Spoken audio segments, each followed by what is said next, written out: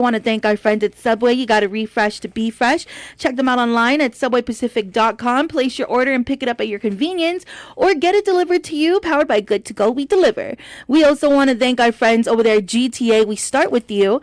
Thank you to our friends at Micropack. Get your favorite TV size. I'm telling you, they got all the sizes. The small ones, the big ones, and the bigger ones. You can get that all at Micropack. Visit them in the Micronesia Mall, or you can check them out in Tamining on Chell in San Antonio. We also want to thank our friends over at Sentinel Security Solutions. Now, they're Guam's premier provider of professional security services, delivering operational excellence and protective services across commercial, industrial, and residential sectors. We also want to thank our friends at Sherwin-Williams. Rain's coming fast. Are you ready? Seal your roof with Sherwin-Williams silicone roofing, engineered for Guam's toughest weather. From blazing sun to pounding rain, protect what matters today and ask Sherwin-Williams. Once again, you're tuned into this afternoon to the Brightside with Paulie Suba. Let's go ahead and get our show started.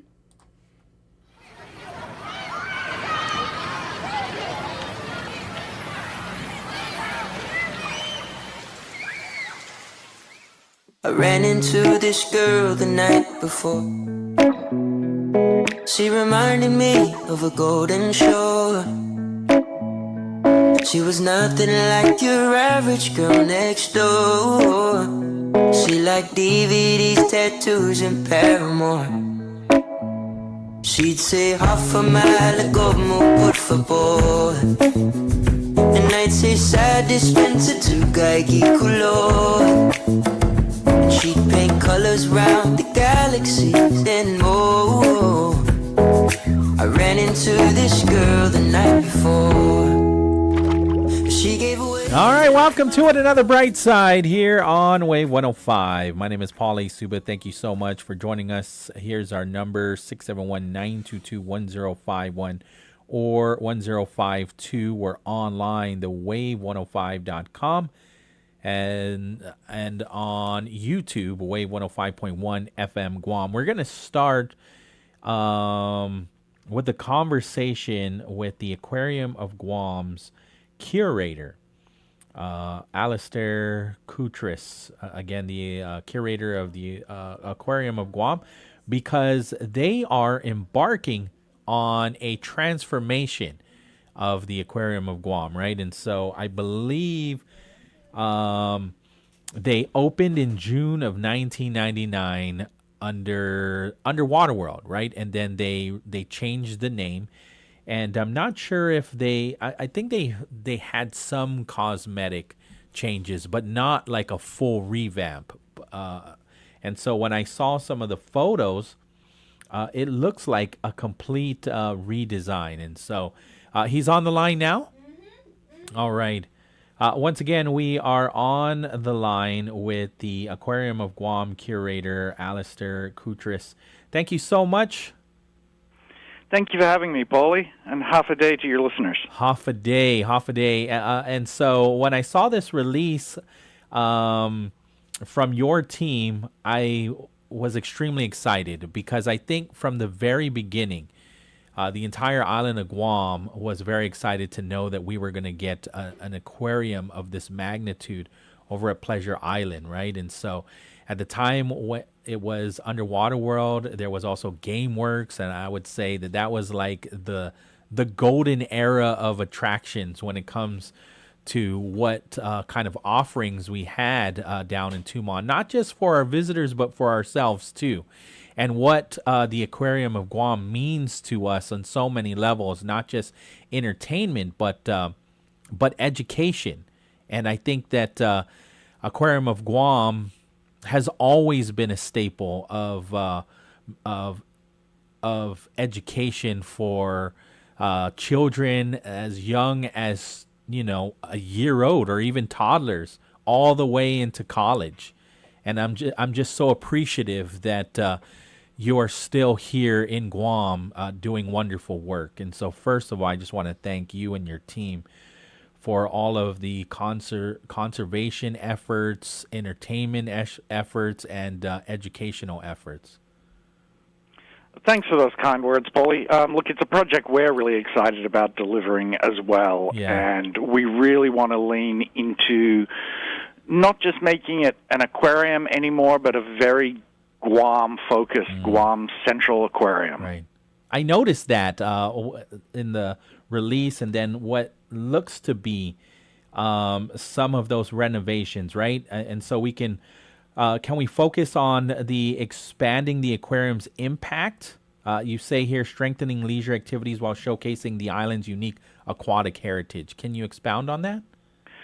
Yeah, so the original aquarium concept, as it was built in the late 90s, was pretty typical for the time. It was a collection of tanks that displayed nice and interesting fish, but there wasn't really a central theme to it.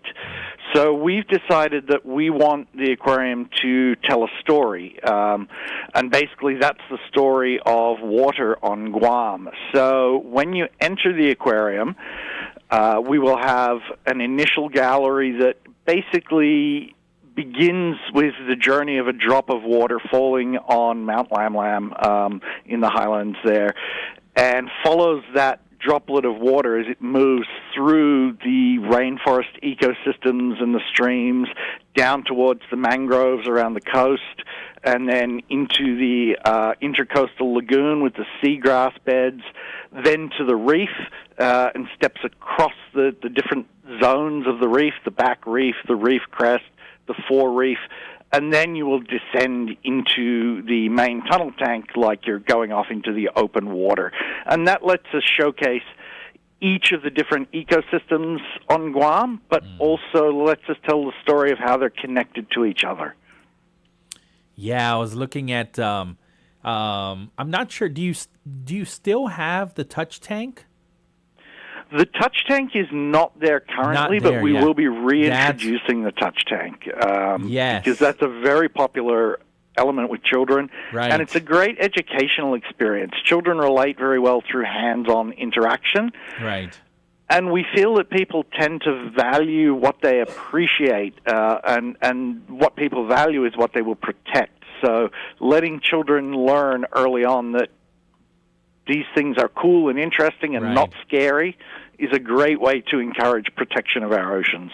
Yeah, when I saw, you instantly got me excited when I saw the design concept, right? And so how much of it looking at the design concept, how much of it could change? Have you already signed off on these designs?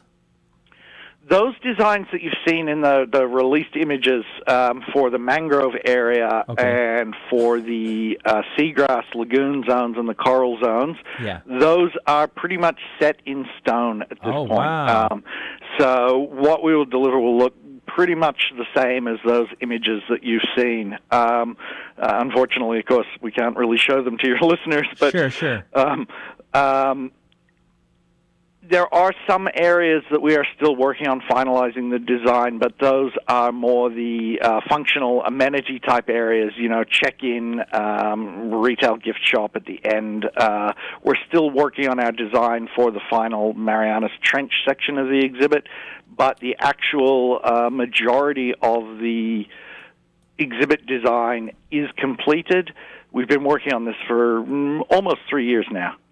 Wow, I'm impressed. I mean, I've been to the Monterey Aquarium, and that's like the staple on the West Coast, right? Of what an aquarium could look like, right? And so when I saw some of these designs, I immediately, thought of the Monterey Aquarium, and so I think some of even the other questions too are, your closing, which is unfortunate, on October 1st, right? And so we have a couple more days that we can see the current exhibits?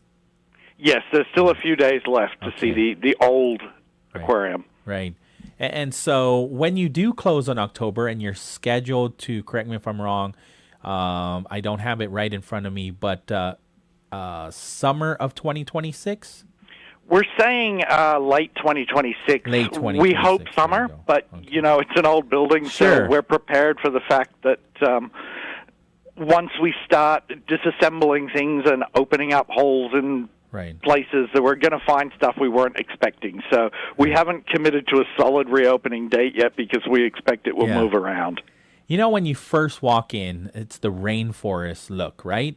And there's it's been a while since I've been there, but the last time I was there, you had coconut crabs, a zuzu, and you also had some brown tree snakes. And there was like an educational campaign as to, because why would we want, why would anybody want to keep brown tree snakes as pets? But you did it as an educational campaign.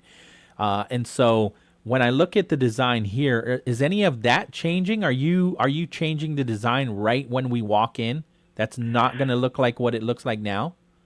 Yes, that's actually very much changing. Okay. We are going to reverse the direction of the journey. Really? As we call it. So you'll actually enter on the second floor where the gift shop currently is. Okay. And then there will be a new rainforest zone constructed up there where we will address invasive species. And you'll go through the galleries of small tanks first. Okay. It's changing from around 15 tanks currently operating in the gallery to about 40.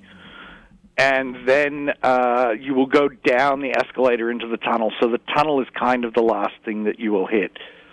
Okay. So on our YouTube, I'm kind of showing the design now of some of what those tanks look like. There's a kid like crawling in like a little tunnel. Are they going to be popping up and having like the entire what do you call it, that aquarium surrounding their head? Surrounding them, yes. Yeah. There's a series of basically clear bubbles in the There you floor go. of that tank. So Yeah. that's also great because they can get the parents to take a photo of them in the tank with the fish swimming around them. Okay. We're trying to make the exhibits as interactive as possible for children. I love it. I'm going to show them the touch tank now. And it's so impressive.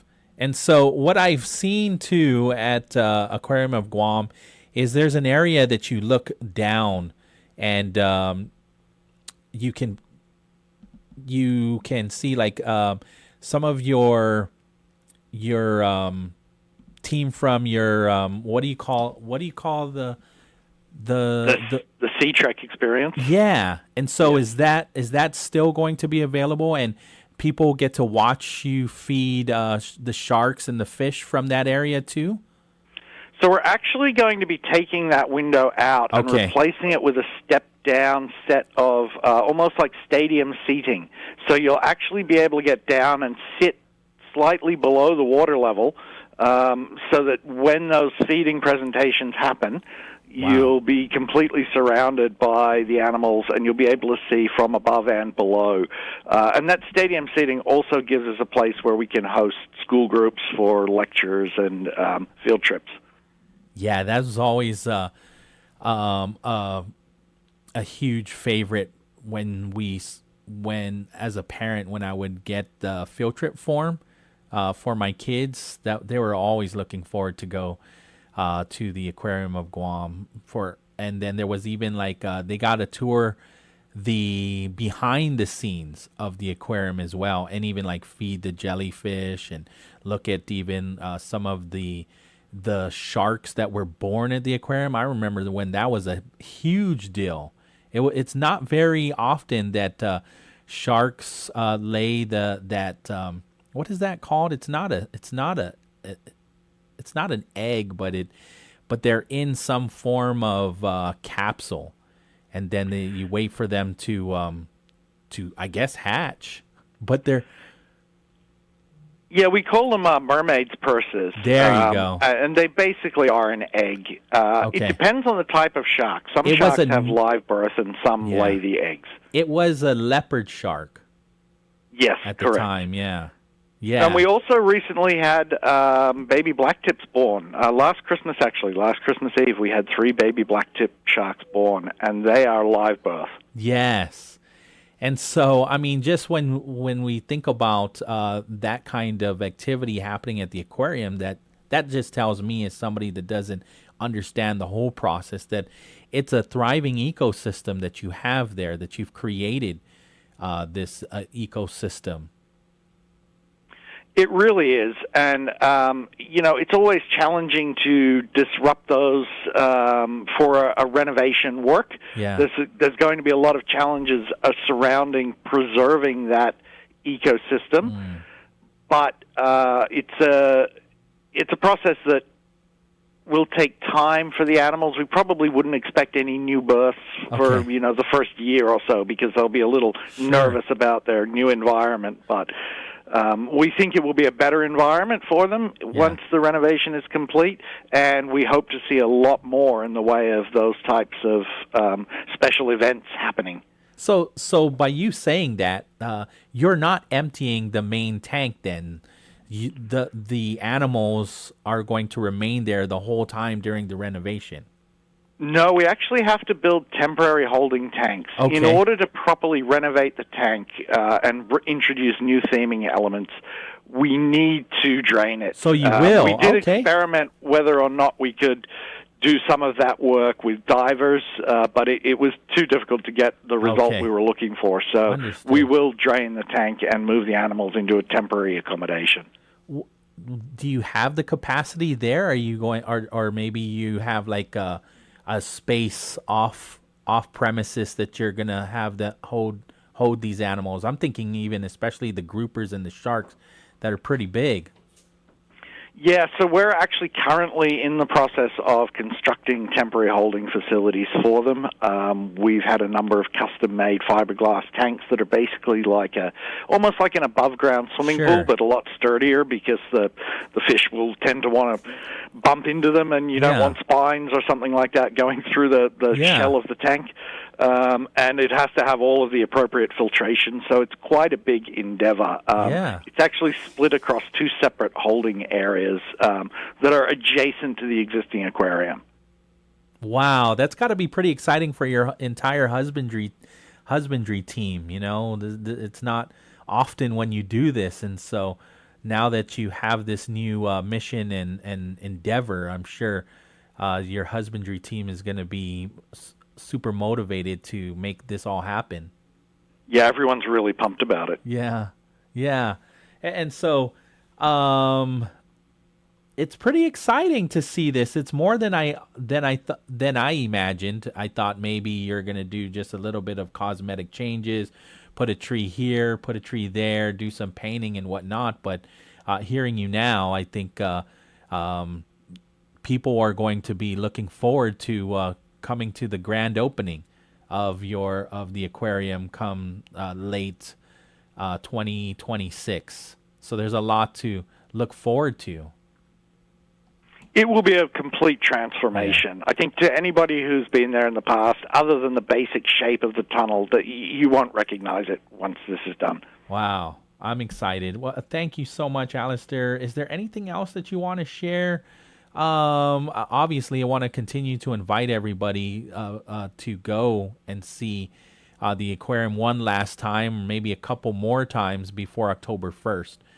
But if anything does change, I'm sure we'll get in touch with you and your team over at Ducet as well if you have to push back the time.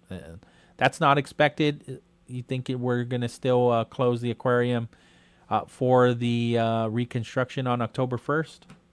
Yes, that deadline at the moment is firm for us. It's just a question of whether the reopening date moves by a month here or a month there. Yeah.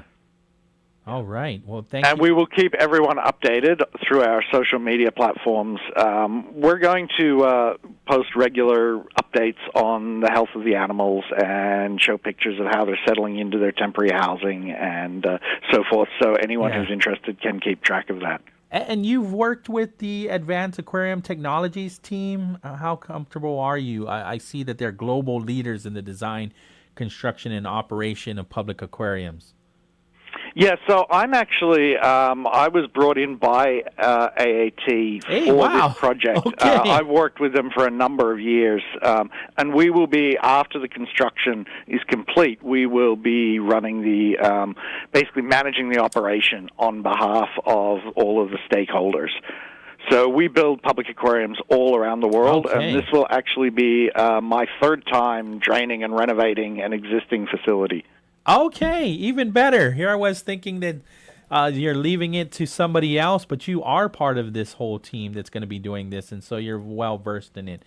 I really appreciate the opportunity to speak with you and learn more about this endeavor and this design. I'm sure so many people, once they hear about this complete design, they're going to be they're not going to be able to hold in their excitement and probably even demand that you get it done sooner. We will do our best, Right. because we're really looking forward to Yeah. reopening it as well, and Yeah. seeing the joy on everybody's faces when they get to experience Right. this new chapter in Guam and the aquarium's Right. history.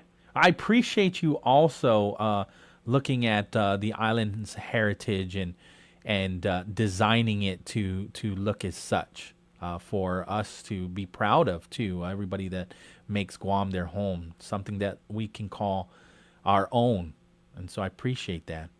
Well, I think, the aquarium needs to have a sense of place. Guam is such a unique location, but you can't tell that story without telling it, without incorporating those elements of culture and history. And we're hoping to make it much more also multilingual, so signage and information Sure. will also be shared in not just English and Japanese and Korean, but also in Chamorro. Wow. And we hope to take the opportunity to introduce a lot of traditional fish names as well to offshore visitors. Thank you so much, Alistair. I appreciate the opportunity and look forward to the next update. Thank you for your time, Paul. All right. Take care. 2:28 in the afternoon. Again, to facilitate the renovation works, the Aquarium of Guam will temporarily close to the public beginning October 1st, which is just around the corner, right? So by next week, Monday, that's the 29th. And so they're closing on Wednesday next week. And so they are planning to reopen in the second half of 2026. They'll do their best, right? But it, like Alistair had mentioned, it might even be closer to the end of 2026. The exact reopening date will be confirmed at a later time. During this period, all animals will continue to receive expert care in accordance with the higher standards of welfare. And so you heard Alistair share that they are setting up these temporary holding tanks on premises, especially for the sharks and the groupers and keep them safe. So I didn't know this, but he is part of the team that has been hired to do this complete redesign, and he's done this before when it comes to public aquariums. Yeah.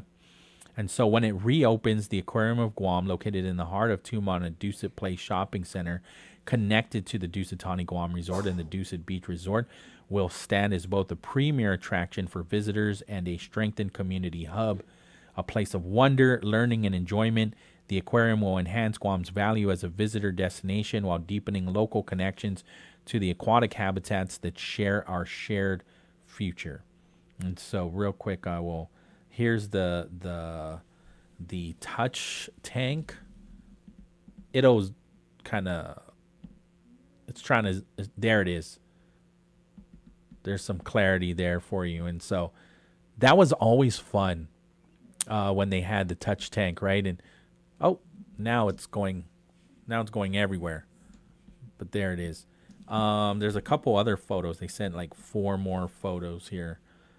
So this one is the mangrove zone. So there's the mangrove zone. And then you don't see it in the press release, or you don't read it in the press release, but Alistair said you're going to go backwards. You're going to go reverse. So you're going to start upstairs and end downstairs. Let me see here. That's the mangrove zone. And then this again is the coral zone. And then you can see that little kid once it focuses. There it is. So you can see the kid kind of crawling into one of the aquariums, and then there's going to be like a bubble like he mentioned. where his head will stick out into that bubble, and then he'll have a 360 view of what's in that tank. Yeah, it looks really cool. It looks like the Little Mermaid, like being in the Little Mermaid, right, with all of that coral. There's one more. I think this is also the mangrove, because there's two shots of the mangrove zone. Yeah, this is another. This is the. I showed you the entry of the mangrove zone, and so this one is another tank. You see that in real, like out in the, right, in the coastal zones. When you go out, I know my daughter always. Every time I ask her where's she going at 5 a.m, she says she's going to the mangroves over by Polaris Point, or the, what is it, the yacht club? Mm-hmm. Yeah, and then she comes home and her shoes are all muddy. Yeah. Yeah. So there you go, a complete redesign of the Aquarium of Guam, and so that's pretty exciting to know that they're giving it a facelift, right? And so if you're in the area at the Aquarium of Guam, Dusit Place, go check it out one last time, right? Before October 1st. That's just a couple more days left. Check it out, take it in, and take some photos, because it's not going to look anything like that come the second half of 2026. And like I was mentioning to Alistair, when you go to Monterey, it's unbelievable. I wanted to go to the one in Japan and Korea, and we just never had time. I hear the one in Okinawa actually has a whale shark. That's why I'm like, the one in Okinawa has got to be, yeah, it's got to be. That's a huge aquarium for it to have a whale shark. Big as our building. Yeah, and so Wow. I don't think that our aquarium is big enough for a whale shark. But can I just say, they have pretty big animals over Oh, there. yeah. It still shocks me we got to go there maybe last year because we were kind of working with the UOG Sea Grant and Center for Island Sustainability and Sea Grant. But we got to go to the Aquarium of Guam, and we got a tour again. And I think that was one of the first times that I've been back since, I was younger. And man, going there like 30 years old, I was still amazed. I was like, wow. We even went to the part where the girl's like, half a day. No. Look at this shark. And then they put the fish out and the shark comes up. And I'm like, oh my God. Well, stick your hand in there. At one point, I'm not sure if they still have an octopus exhibit. And they would put the fish inside a jar. And then And the let him open octopus it? would open the jar and get cool. the fish. And then they also had these the crabs, these giant crabs that are in like super cold water. The spider crabs? Yeah, The big ones? yeah. Oh, those are scary. Those things are pretty massive. Sheesh, put that on ice. Yeah. Sorry. Yeah. Just kidding. And so he's correct, though. It kind of didn't have its own identity, right? Yeah, it was just kind of an aquarium. Sure, yeah. Yeah. And so, I mean, where we don't have the in Guam, we don't have those crabs, those spider crabs, but it was No. still cool to see. Still very cool. I mean, especially back then when there was not really internet, or it wasn't something that was in the palm of our hands. It Right. was something that we can only imagine or see on TV. Yeah. So not to, our underwater world served what it needed to be. Yeah. And it was so great. It was so beautiful.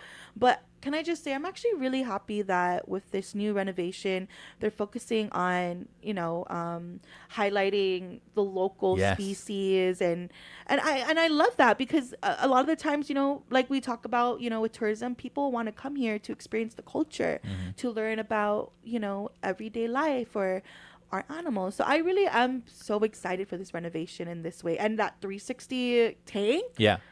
I want to be in it. Right? Like, I'm just kind of hoping, like, we get that invite. Like, please let us go first before all the fingerprints get on there.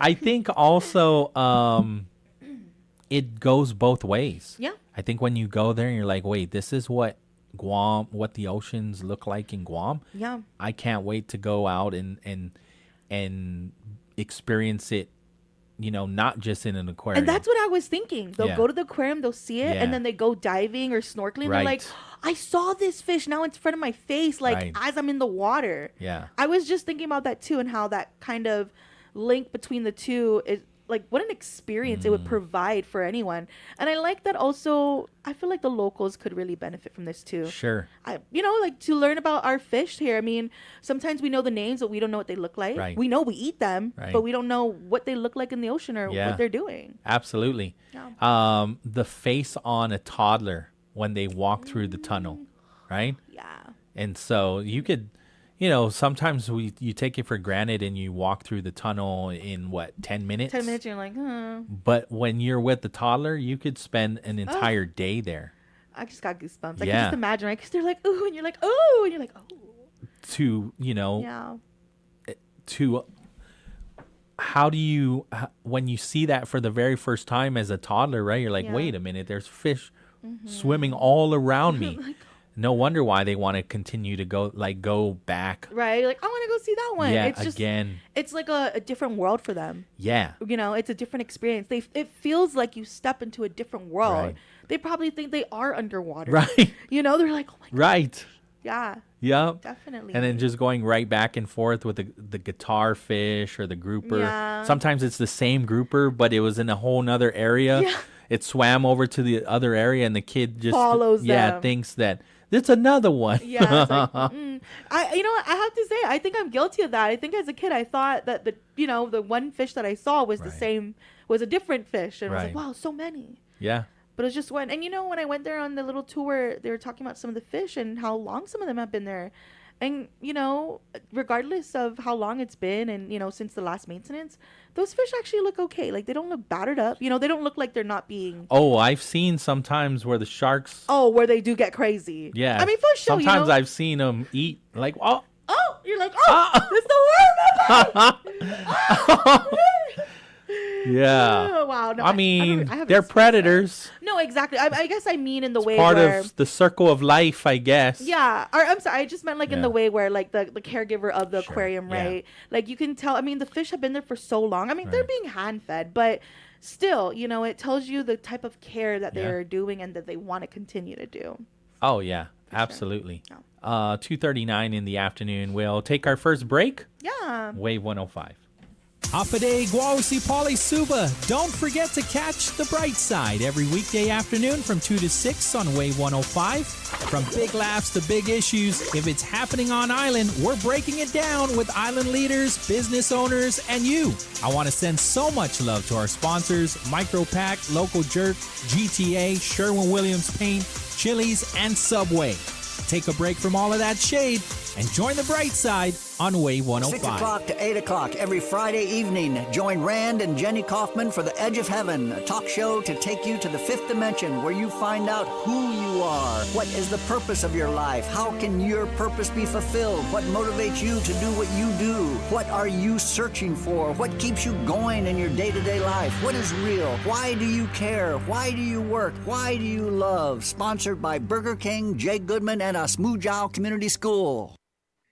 At Way 105 FM, we're more than just a station. We're your platform, your voice, your conversation. We're talking about what matters most to you today and in our future. And we want you to be part of it. Got something to say? We're listening. Different opinions? Bring them on. Let's talk, let's debate, let's connect, because every voice counts. Call or WhatsApp us at 671-922-1051. And if that line's busy, hit us up at 922-1052. This is Talk Radio for everyone. This is Wave 105 FM, the Talk of Guam. Have you tried all 19 Subway Series sandwiches? All crafted to crave, from flavorful cheesesteaks and chicken subs, delicious Italianos, mouthwatering clubs, to the high-protein deli heroes. The Subway Series delivers maximum crave factor. Get what you're craving for today. At Subway, you gotta refresh to be fresh. Hafaday Guam. Landon Idlet here from the National Weather Service and with the Guam Power Authority. National Preparedness Month is here, and preparedness starts at home. Does your preparedness kit have water, food, flashlights, first aid, Spam, and some snacks for the kids? Great! Now lend a hand, check in with a neighbor, especially our Banamku, and make sure their kit is ready too. Preparedness is for the family and it starts at home. NWS and GPA preparing Guam together. For more tips, visit ghs.guam.gov and follow GPA on Facebook and on Instagram. Half a day at Wave 105 FM. We want to talk. We want to talk about the things that are important to our island and our community, and we want to talk with you. If you want to join the conversation, if you want to chime in, we welcome it. We welcome all points of view, all thoughts, all perspectives. Call or WhatsApp us at 671-922-1051. If that line is busy, then call us at 922-1052. This is Talk for Everyone. Thanks for listening to Wave 105 FM, the talk of Guam. The new and improved Chili's 3 for Me deal is here. Starting at $12.99, get a drink, an appetizer, and an entree. You heard right. You can get a Coke, chips and salsa, and an old timer with cheese for only $12.99. Only at Chili's. Great food and value happen here. The views and opinions expressed in this show are that of the show hosts, guests, and callers. They do not necessarily reflect the views and opinions of the staff and management of Wave 105 FM, Glimpses Media, or any of our partners. As we strive to provide quality, respectful, and engaging content, we welcome you to participate in the conversation. Thank you for tuning in to Wave 105 FM, the sound of Guam. Enjoy the show.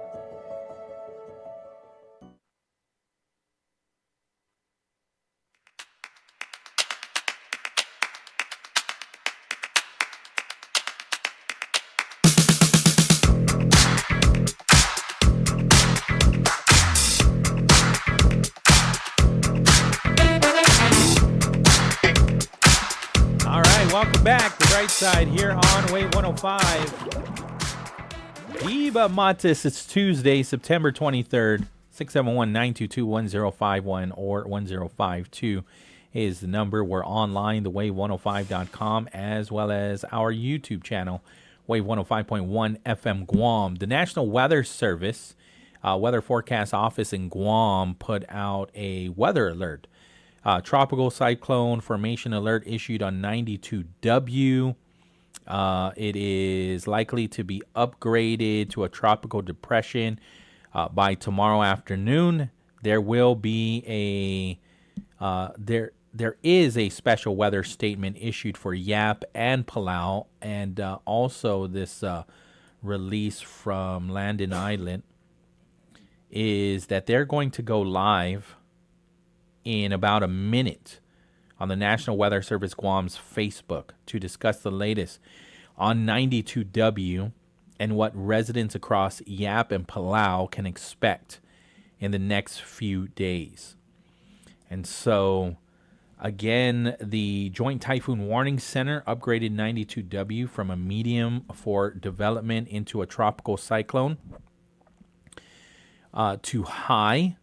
92W is now the subject of a tropical cyclone formation alert. This means that 92W is likely to become a tropical depression within 24 hours or by Wednesday afternoon. At 12 p.m., 92W was located 45 miles north of Yap. It was moving generally westward with maximum sustained winds of 20 to 25 miles per hour. And so, as long as it just keeps going west, just keep going west, but then not too far west, because I'm thinking about our friends and our family in the Philippines, right? And so just go west and then just break up and become nothing before you get to the Philippines. But as it goes west, it'll go further and further away from Palau and Yap too. And so it was moving westward with maximum sustained winds of 20 to 25 miles per hour. Deep convection, showers, and thunderstorms have persisted around a developing low-level circulation center. Global numerical models are in arrangement favoring steady intensification over the next 24 hours. Hence, they're looking at having this 92W turn into a tropical depression by tomorrow afternoon.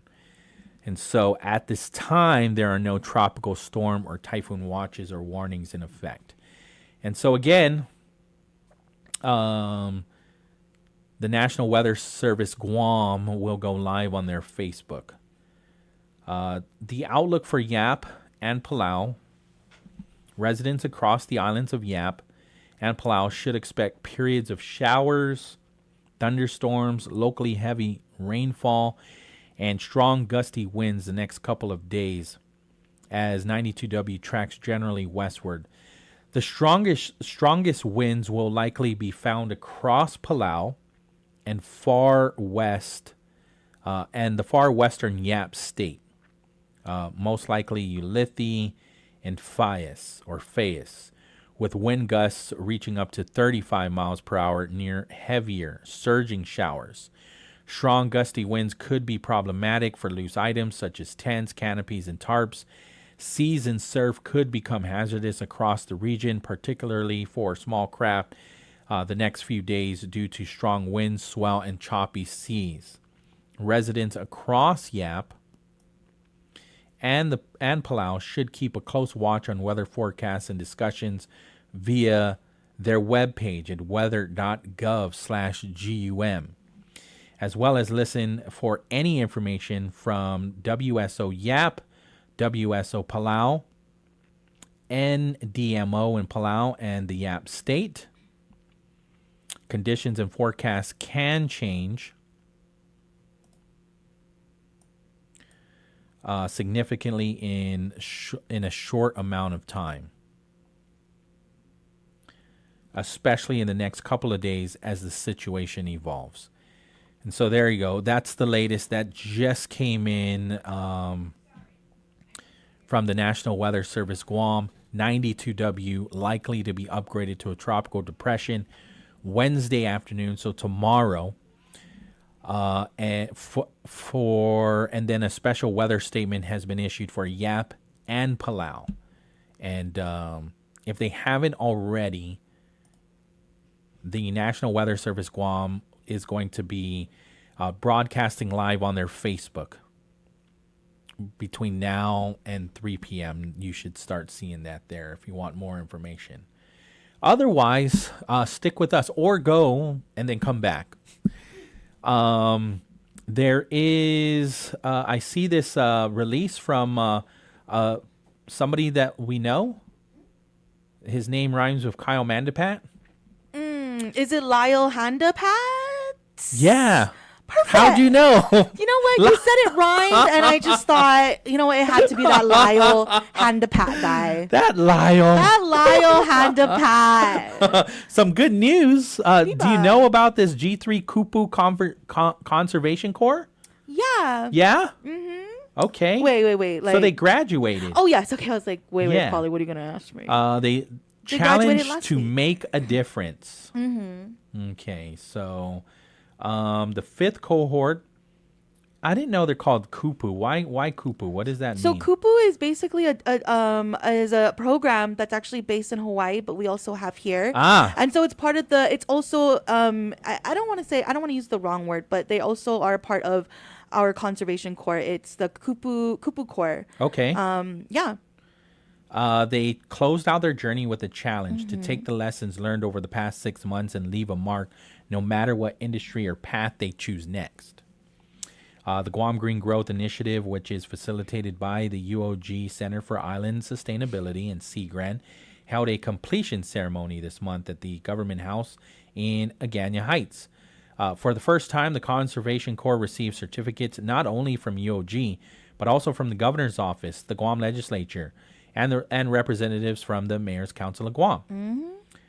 Make an Impact. Austin Shelton, we know him too, right? Are you He's sure? familiar. Or is that someone that rhymes with like Austin Shelton?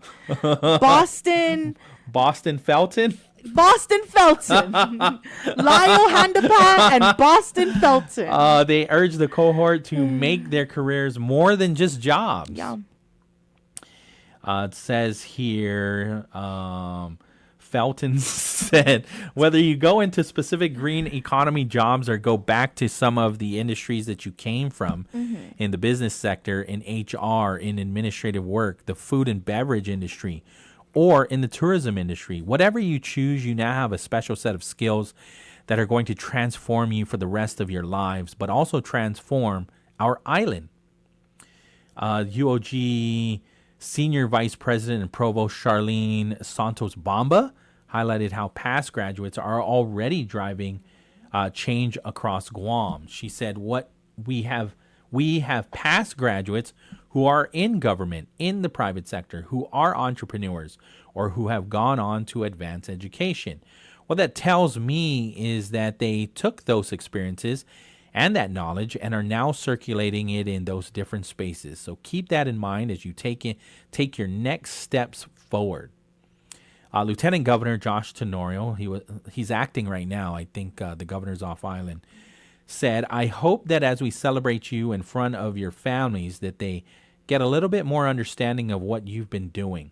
I think that at the end of the celebration, they're going to take away a lot of pride knowing that their loved ones are on a mission or is on a mission and with a purpose to make Guam better." Do you know who Iana Pareda is? Oh my God, she's a queen. Yeah? Yeah, she's quite phenomenal. That girl, I think she made a lot of people cry with her speech. It was really good. Really? Yeah, it was absolutely amazing. So we just have a little, like a sample size of what she said. Oh, okay. She said, "It's one thing to know about an issue and care about it, but nothing compares to being a part of a solution to the problem firsthand." Yeah. She said she recalled her G3 experience assisting in sorting of waste. Mm-hmm. She said, "This is where the constant influx of waste revealed the reality of our broken system." I think we can pull that. Maybe we'll play a little bit of that later today. Cool. So the graduates are Christian Areola, Curtis Robert Bukikosa, Joshua Cepeda, Murray Cruz, Audrey Justine Amuan James Paris, Maya Max, am I saying that correct? You're right. Iana Pareda, Matthew Pangilinan, Nicholas Kanata, John Reynolds, John Rushworth, and Gideon Tykenko. That's my boy. And then Lyle Handapat said, this program, it has been going for 5 seasons strong. Yeah. Thanks to the support of our legislature, the governor's office, and UOG leadership. Today, about 85% of our graduates have moved into green economy jobs or have returned to higher education. He says G3 hopes to launch recruitment for the 6th season this December. He credits the hard work of UOG, CIS, and Sea Grant Community Engagement Team. Hey, that's you. Hey. Led by Anania Nauta Kemp. Anania, sorry. I always mess that up. That's okay. And the amazing line of community partners and host sites with the continued success of the program. Everybody looks so handsome. I know, everyone was looking so good that day. It was a really great one. And Ayana, she's really funny. She's a tiny girl, but she packs action. Yeah. She because I do the social media for our stuff. So whenever I would post videos about her or the crew, she's like holding frogs in her hand. She's like, "Frogs?" But you get warts. No? Don't let them fool you. Okay. She was literally holding it. I don't know. Actually, do I warts. remember if she was wearing gloves? I'm not too sure, but she was holding them in her hands, all like just fine and dandy. And then she's like climbing trees. She's not afraid. And yeah, so cool. It was really great to watch her and all the different conservation corps members kind of really step into this role, and I'm excited to see where they're gonna at. Some of them, from the past ones have joined us on our own team, and like everyone else was saying, they've also put themselves in other different capacities that still serve the same purpose or sustainable purpose. So I'm so glad to see all of these senators there, so they understand the impact that it has, right? The positive impact, the importance of continuing the funding. Yeah, and I love that it's the senators that you don't always see, because obviously it's usually Senator Tina Muñoz Barnes. Oh, she's because still there? Yeah, she's still there because she's Yeah. been there since day one. Right. I believe Senator Joseph Augustin is also part of our, Okay. he's been a big part of it as well, and many others. But I'm happy to see, the ones that are just in office for this Yeah. term. So it was great. It was really great, and I agree with you in that sentiment. I'm glad that they're taking the initiative Yeah. to want to know more about it, or to be a part of it. No, absolutely.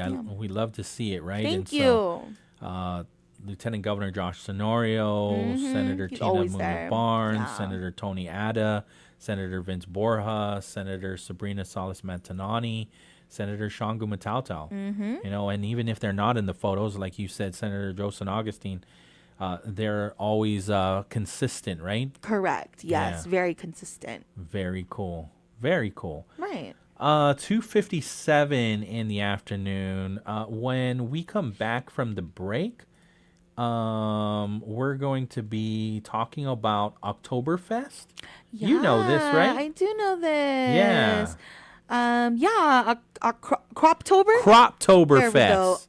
Croptoberfest. It's over at 105 GU. Yes. Yes. Shout out to our friends over there. Love them. And Love you, John. And so let me see here. I thought I had it, but is this sounds like you've done this before though?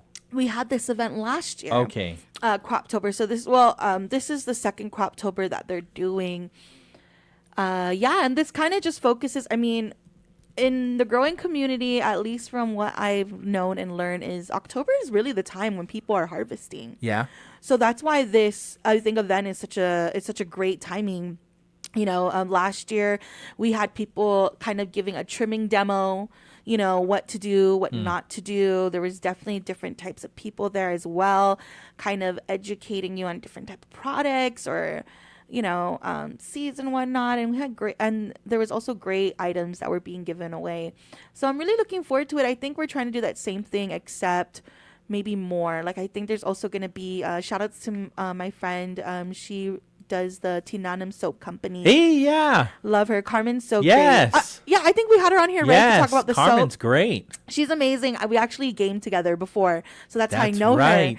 her. But anyways, That's she's going to right. be part of this as well, and I believe she's going to be doing like a demonstration on salve, on like CBD salve. Or, wow. Yeah, so she does that already. I have like 2 jars. It's kind of ridiculous. I should like finish one at least, but but yeah, so she's gonna be doing a demonstration there, and I'm really excited. These are really great events, and this is really open to everybody and anybody, even if you don't partake but you want to know more, you want to learn more. Right. It's a good place to go to. So yeah. I'm happy that you continue to Thank you. persevere, right? Because just government regulation can bring you down. For sure. Even right now, as things are very like stagnant, Yeah. it's hard. And I've had a lot of my friends who are growers express how frustrated they Yes. are. And they have, and I'm not a grower, but I get it. Having to hear the stories from people who have been waiting for something to happen for over 10, 13 years. And then now something happened and it's like still kind of stuck in the limbo.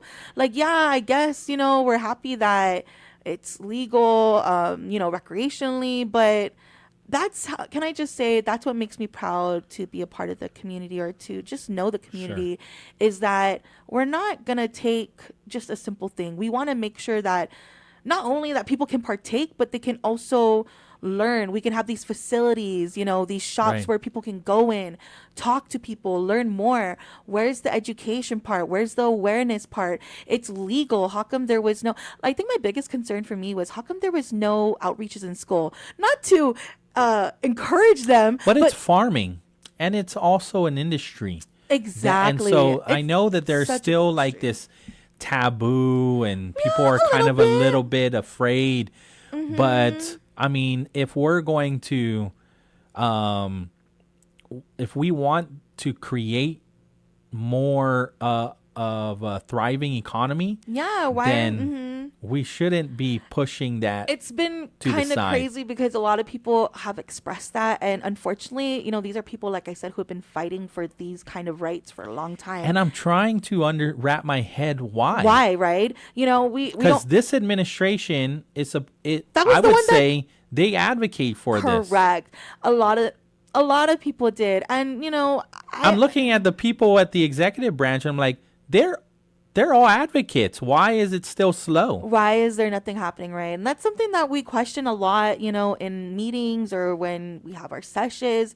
We don't understand why either. Like, what's the hold up and what's the stop? Like, we want to make sure that whatever products we do put out here is to the very best. And not that it isn't already, but it is. But that's pretty biased of me. But also we want to educate people. We don't want to just... Everyone thinks, and honestly, it was a comment made by one of the senators that kind of ticked me off. Ooh. But they were talking about how I think What this does was, their names rhyme with? let's just say Yoan. Okay. Yo, got yellow. it. Got it. So okay. I think it was just kind of made a comment and basically saying like, that this was when they were talking about the testing for pre-employment, and they're like, but we're not. This is not a party every day, and I'm like, yeah, because we're having a party every day. So, I mean, it's all about productivity, right? Correct. So And- if you're an employee that is Yeah. being productive, Yeah. then you're being productive. And I mean, if these people, if people who are cannabis users are wanting to do more than just yes, it's legal, they want to do more so that they can have more, doesn't that tell you more about them? Yeah, maybe they're smoking like chimneys, but they surely cooking up too. Okay. Well, We'll continue. We'll continue this as we learn more about Croctoberfest 2. That's happening on October 1st. And so we'll take our break. KGUM FM in Dededo, Guam. This is CBS News on the Hour, sponsored by Progressive Insurance. I'm Cooper Lawrence. Over 63,000 people gathered at State Farm Stadium to honor the life and mourn the death of Turning Point USA founder Charlie Kirk. Kirk was killed at a speaking engagement in Utah on September 10th. His widow, Erica, was visibly emotional as she delivered her eulogy. Towards the end of her speech, she acknowledged the man accused of the killing. That man, that young man, I forgive him.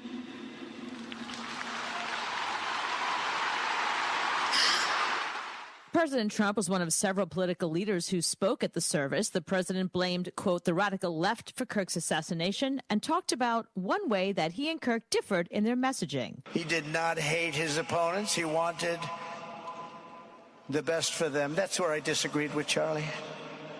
I hate my opponent, and I don't want the best for them. I'm sorry. 8 months into his second term, the president called for ramped-up investigations into his political foes. CBS's White House correspondent, Willie James Inman, has more. This weekend, President Trump is publicly putting pressure on the Department of Justice and Attorney General Pam Bondi. In a post on Truth Social, the president said, what about Comey, Adam Shifty Schiff, Letitia? They're all guilty as hell, but nothing is going to be done, adding justice must be served. It's an effort to try to silence and intimidate people, but I refuse to be silenced or intimidated. A new COVID-19 variant is spreading across the country. People are confused as to who can and can't get a vaccine. CBS News' Christian Benavides has that story. Many states are now disregarding CDC recommendations. 7, led by Democrats in the Northeast, formed a coalition this past week. 4 states make up a new West Coast Health Alliance, both government groups encouraging widespread vaccinations. The governments of the United Kingdom, Canada, and Australia joined dozens of other nations in symbolically recognizing a Palestinian state, despite strong opposition from the United States and Israel. CBS News correspondent Seth Doan is in Tel Aviv. This war has killed more than 65,000 people in Gaza, half of them women and children, according to health authorities in Gaza.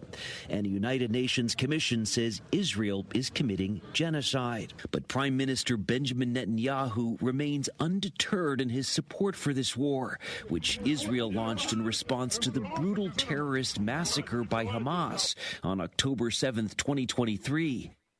This is CBS News. Sponsored by Progressive Insurance. Get renter's insurance to protect the things that make your place a home, including coverage for theft or damage. Visit Progressive.com. So my mother is thinking of switching from Verizon to Pure Talk, but she's worried the deal sounds too good to be true. Michael, she said, how can those Pure Talk people offer me the same basic service as Verizon for so much less money? I said, Mom, go ask Google how much Verizon spends on advertising and promotion. A few seconds later, my mother said, oh my goodness, $12 billion a year? That must be a typo. I'll tell you what I told my mom. It's not a typo. Verizon spends $12 billion a year on advertising and promotion, and their customers are paying for it. Well, Pure Talk doesn't spend that kind of money on commercials. Trust me, I would know. Consequently, they can offer you and my mother unlimited talk, text, and plenty of data on a blazing fast 5G network for just $25 a month. Dial pound 250 and say the words Mike Rowe, and you'll get an additional 50% off your first month. That's pound 250 Mike Rowe. Pure Talk, everything you need and nothing you don't. Food prices are too high for many. CBS News LA reporter Amanda Starantino. Families are being stretched thin on their grocery store budgets, but experts say there are ways you can save. Basically, 2 bags are $100. At this Santa Clarita grocery store, the sticker shock is real. $16.99 for 1 pack of pecans. It's insane. You would think like $10 or something like that, but it's crazy. Other shoppers told us they are buying less and stretching meals just to keep food on the table. You know, it seems to go up and up, so I guess it's crazy. Lately, I mean, it's insane. I mean, everything is go up. So sometimes you just pick up 3 things and $20, like just small things. So I try to go different stores and pretty much are the same. The FTC is going after Ticketmaster parent company Live Nation for bait and switch tactics. They're being accused of advertising lower prices than what's actually available. Cooper Lawrence, CBS News. It just works. Wave 105 FM. Why not get the most out of your retirement? I'm Mark Hamrick with a Bankrate.com Personal Finance Minute. Even if a few years away, it's worth thinking about when and how to tap your Social Security benefits. And there are some decisions to make. Social Security provides a secure fixed income for retirees and others, helping many to afford their golden years. It only makes sense to max out the monthly payment, since one gets this reliable payment until the end of life. First is to work longer, or as long as you can. The more years one works, the more Social Security pays, up to your 35 best years of income. Even if you've worked for 3.5 decades, tacking on additional higher-earning years can boost the average and the pay. Strive to earn more. The more you pay into the system, the more you will earn, up to a limit of $147,000 this year. And delay your benefit. Waiting longer to claim it, up to the age of 70, helps to maximize payments. For more, check out Bankrate.com. I'm Mark Hamrick. Positive protection for your phone. This is Soundbites, and I'm Alan Davidson. Smartphones are everywhere, and so are smartphone thieves. But iPhone users now have a new shield called Stolen Device Protection. It's built into the latest versions of iOS, and you'll find it in the Settings app. Once switched on, your iPhone demands extra layers of security before unlocking key information. If someone tries to reset your passcode or Apple ID in an unfamiliar place, a 1-hour delay kicks in. That delay gives you time to act. You can use the Find My tool to lock or even erase your device. And you can also tailor the protection, choosing which data gets locked and setting safe locations where the extra rules don't apply. It's smart, it's simple, and it adds peace of mind. Look for Stolen Device Protection starting with iOS 17.3. With Soundbites, I'm Alan Davidson for CBS News. This camera's not boring. This is Soundbites, and I'm Alan Davidson. Most of us just open the camera app, aim, and snap a shot. But one app wants to bring the magic back to taking pictures. It's called Not Boring Camera, and it's for iPhone and iPad. This app looks and feels like a real camera with a slick 3D interface that's incredibly tactile. You even twist a focus ring, just like the old-school lenses. And the photos? They come out with a rich, film-like vibe you may remember. No weird AI tricks, no heavy denoising, just natural shots. It's a way to make your phone feel less like a gadget and more like your very real camera. So if you want to make photos fun again, grab Not Boring Camera today at the App Store. With Soundbites, I'm Alan Davidson for CBS News. The views and opinions expressed in this show are that of the show host, guests, and callers. They do not necessarily reflect the views and opinions of the staff and management of Wave 105 FM, Glimpses Media, or any of our partners. As we strive to provide quality, respectful, and engaging content, we welcome you to participate in the conversation. Thank you for tuning in to Wave 105 FM, the sound of Guam. Enjoy the show. All right, Hoffa day, everybody, and thanks so much for keeping it locked here to the Brightside on a Wave. We will return with Paulie Suba, our afternoon host, but first, we got to thank some amazing people. Thank you to our friends at Chili's. More live, great food, and great value happen here. We want to thank our friends at GTA. We start with you. Thank you to our friends at Wise Owl Animal Hospital. They're your other family doctor. We want to thank our friends at Code School of Guam. Learn, code, and lead the island's first coding boot camp. Your future in tech begins with us at Code School of Guam. We also want to thank our friends at Subway. You got to refresh to be fresh. Be sure you check them out online, subwaypacific.com. Place your order and then pick it up at your convenience or get it delivered to you. Powered by Good to Go, we deliver. We want to thank our friends over there at Sentinel Security Solutions, Guam's premier provider of professional security services, delivering operational excellence and protective services across commercial, industrial, and residential sectors. We want to thank our friends at Micropack. Visit them today and get the biggest TV you've been wanting or the loudest speaker you've been craving for. I don't know why. You're trying to have a party. Well, that's perfect. Micropack has got you covered. Go and check them out today in the Micronesia Mall, as well as in Challenge San Antonio and Tamaning. And of course, our friends at Sherwin-Williams. Rain's coming fast. Are you ready? Defend your home with Sherwin-Williams Locks On. It's engineered for Guam's dry to wet season shift. It's built tough, made to last. Protect what matters today. And now Sherwin-Williams. Once again, you're tuned into the Bright Side here on Wave 105.1 FM. Let's get the show started.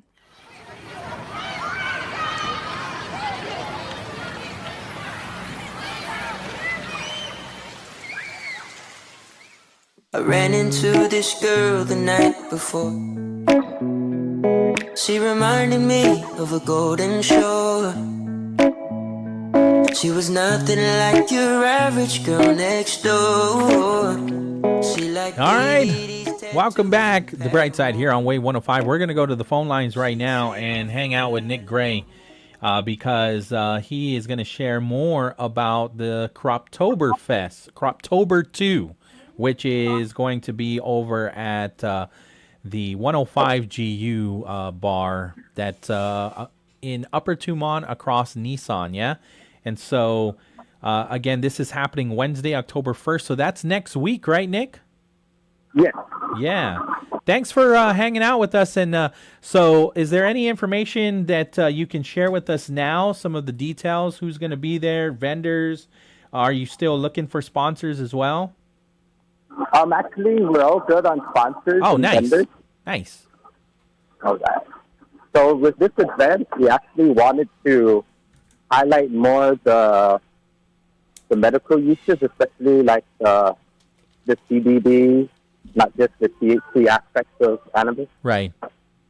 Yeah. Medical. And then we also plan to have a couple demos of like how to infuse your own oil and coconut oil. Okay. Yeah. And so this all starts at what time? 4:20. Of course. 4:20, yeah. Right? And goes till closing? Pretty much till whenever we're done. Yeah. But the usually can go up to 11, 12. Right. Yeah. We try to close up because it's a weekday. Right. Yeah. So, Can you share with us how things were last year, and then what are some of the similarities? What are some of the differences from last year to this year. And so, what was the concept being that it was the first Croptober? Last year, we actually had like a trimming demo, how to trim your bud properly. Okay. And yeah, that was the highlight of the last event. Trimming demo. And, yeah. And so, go ahead. Show people how to do it. Yeah. Properly. Yeah.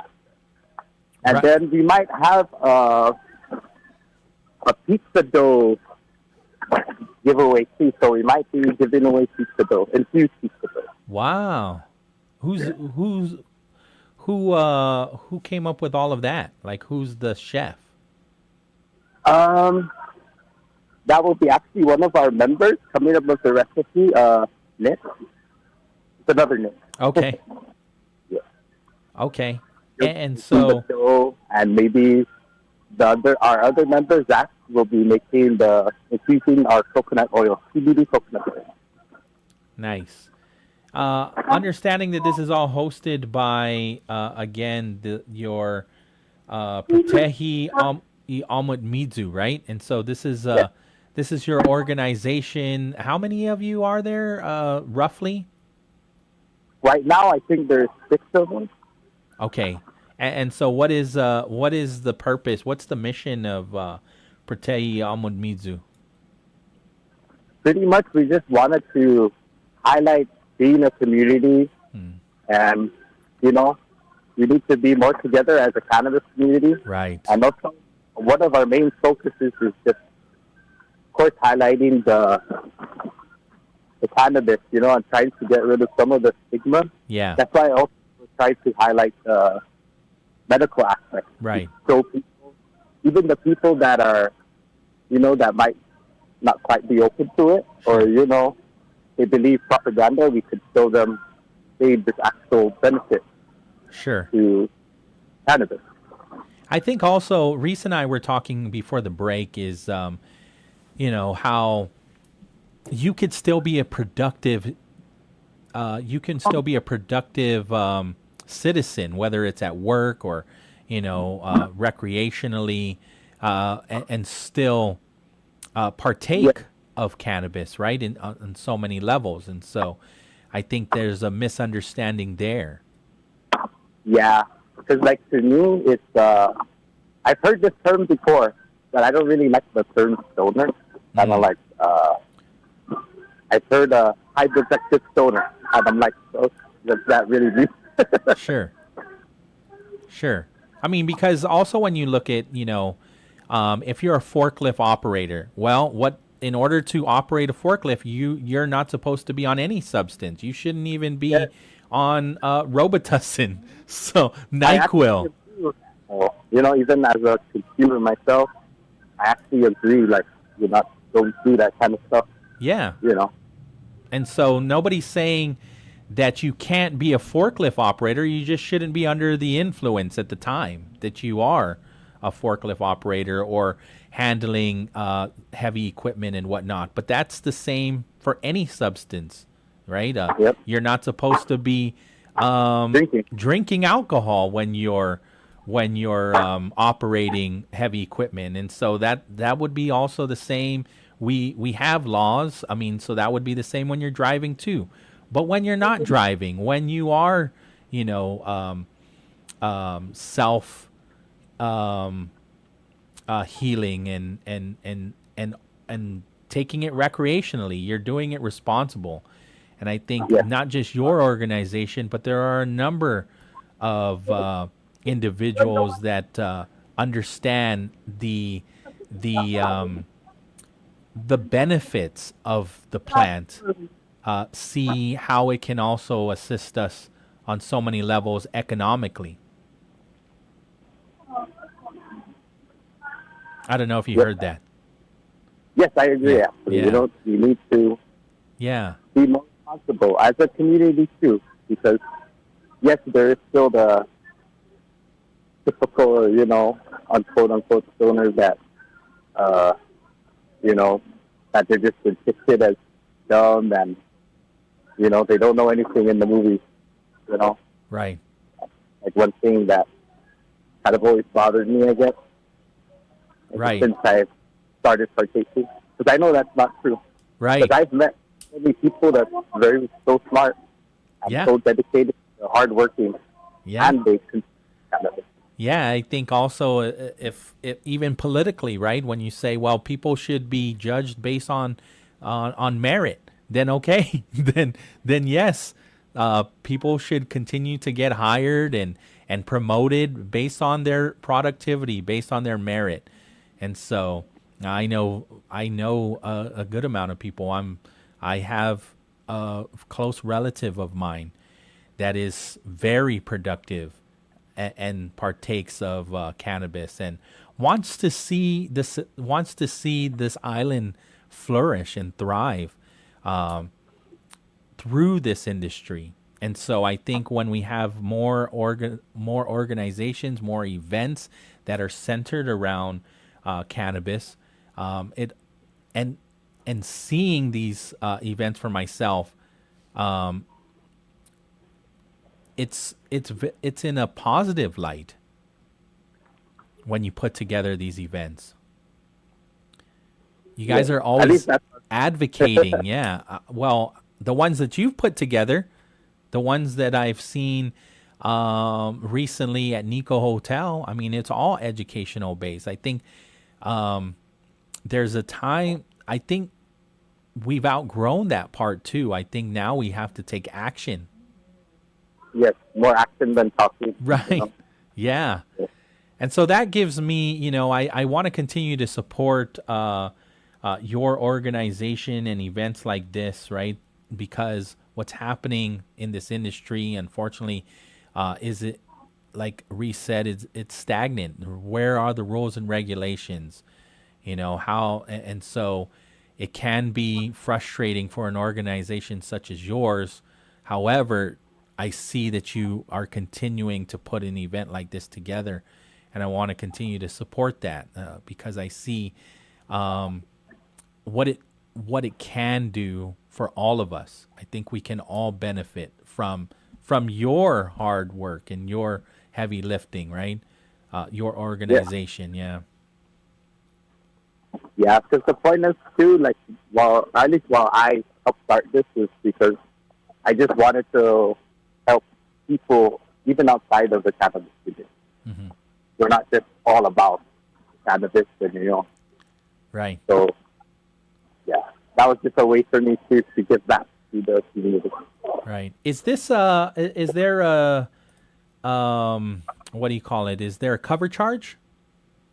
The cover charge will be $20 for one person. Okay. But we are also offering a deal for, like, if you bring a friend, you just pay $30. Okay, so $10 off. Yeah, pretty much. And it comes with a raffle ticket, so you definitely be able to win some prizes. Nice. All right. Is there anything else you want to share? Like you mentioned, you already have a good amount of vendors that are going to be there. You've got your sponsors already, so I mean it's just around the corner. It's not tomorrow, but 2 Wednesdays from now, October 1st, and so the parking. It looks like there's not a lot of parking, but there's actually parking that goes down, right? There's additional parking in the bottom. Yeah. If anybody didn't know that, There you go. bottom of that complex where 105 is located. Yeah. Right across for 2 months. Nissan up for 2 months, by the way. And encourage carpooling too. Yes, carpool's encouraged. Yeah. Especially, like, you don't want anybody to drive home too slow. Right. It hurts to have a DD, Designated driver for sure. Well, I appreciate this, Nick. Is there anything else that you want to share? I just wanted to shout out a couple of our sponsors. Yes, please. Go for it. Off the top of my head, Patehi, of course, is setting up the event. Some of our sponsors is our GCA, Guam Cannabis Association, Good Buzz, Relief Shop. What else? We got Relief Shop, Good Glass, Team. Oh, yes, I am. Blazing and Hughes. I think that is all. Because some of our sponsors is also doubling as a vendor. Got it. So if people want to know more information just on the plan itself or some of these entrepreneurs and what they're doing in our community, this is the perfect place for it then. Yes, this is also meant to to network. Yeah. So fellow cannabis communities can get to know each other more and just hang out, have a good time. Sure. Yeah. Yep. And lean on each other too. Support each other. Yeah. Yeah. Okay, Nick, I appreciate this. You take care. Thank you. Okay. Thank you for your support. Absolutely. Thanks for sharing the information with me too. I appreciate that. Thank you. Okay. Take care. 3:26 in the afternoon. Again, this is 105 GU. These guys are always supportive, huh? Yeah, I want to give a big shout out to them. Shout outs to Jun, shout outs to the team there. They really, I know we've had our conversations about Jun too, but he is really such a big supporter of anything involving the community. And, this is really out of the kindness of his heart. Yeah. He's allowed us to conduct meetings there. He's allowed the group to also have our events there, at really a little or no cost or some, there's some kind of bargain in between. Sure. But it's really mostly out of the kindness of his heart and he never really asks too much of the group as long as it's, as long as it's serving the community and we're just so, so grateful to be able to work with someone who believes in that and sees that so much so that they're willing to give a space for us, for people, not just Pritaki, right, but all the, other different organizations or people to, and not even just cannabis, but in general, they're really so helpful in the community and they, man. So big shout outs to 105 GU and they really got the vibes over there. Yeah, I think he's a success story when it comes to COVID because he's one of the people that took a chance on themselves, right? When they were, I guess, got some of that pandemic relief funds. Yeah. And said, you know what, I'm going to invest in. I'm gonna take this money and I'm gonna invest in myself and open up a business. And to see that it is what it is now, I would say support those businesses too. Please. Right? There are a number of businesses that have shuttered, because for one reason or another. But the ones that continue trucking on, and doing events like this, giving back to the community. Absolutely. These are the ones that we want to continue to support because they're turning it right back around and supporting people in the community on so many levels. Okay, so 3:29 in the afternoon. We'll take the break. Sure.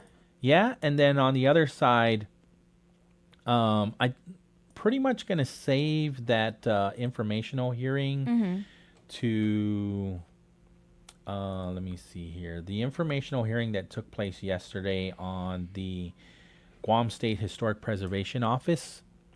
We'll save it to the 4 o'clock hour, but there's a couple other things too that will get us to the 4 o'clock hour. I'm looking at the brand new Guam Business Magazine, Banking on FinTech. It's finance technology. So this one just came out. The September-October Guam Business Magazine just got published, and on the very back, it's my favorite segment. It's called The Last Word. And so we'll pull some of those quotes on the other side of these right here on Wave 105, 3:30 in the afternoon. Hats Tinting and Detailing offers premier services from complete interior cleaning and VIP detailing. And to keep you cool, Hats also offers factory, ceramic, blacked out, and base-approved auto tinting. For more information, call 647-SLAM. 6 o'clock to 8 o'clock every Friday evening. Join Rand and Jenny Kaufman for The Edge of Heaven, a talk show to take you to the fifth dimension where you find out who you are. What is the purpose of your life? How can your purpose be fulfilled? What motivates you to do what you do? What are you searching for? What keeps you going in your day-to-day life? What is real? Why do you care? Why do you work? Why do you love? Sponsored by Burger King, Jay Goodman, and Asmujao Community School. Hafa Guam, Landon Idlet here from the National Weather Service and with the Guam Power Authority. National Preparedness Month is here, and preparedness starts at home. Does your preparedness kit have water, food, flashlights, first aid, spam, and some snacks for the kids? Great! Now lend a hand, check in with a neighbor, especially our Banamku, and make sure their kit is ready too. Preparedness is for the family and it starts at home. NWS and GPA preparing Guam together. For more tips, visit ghs.guam.gov and follow GPA on Facebook and on Instagram.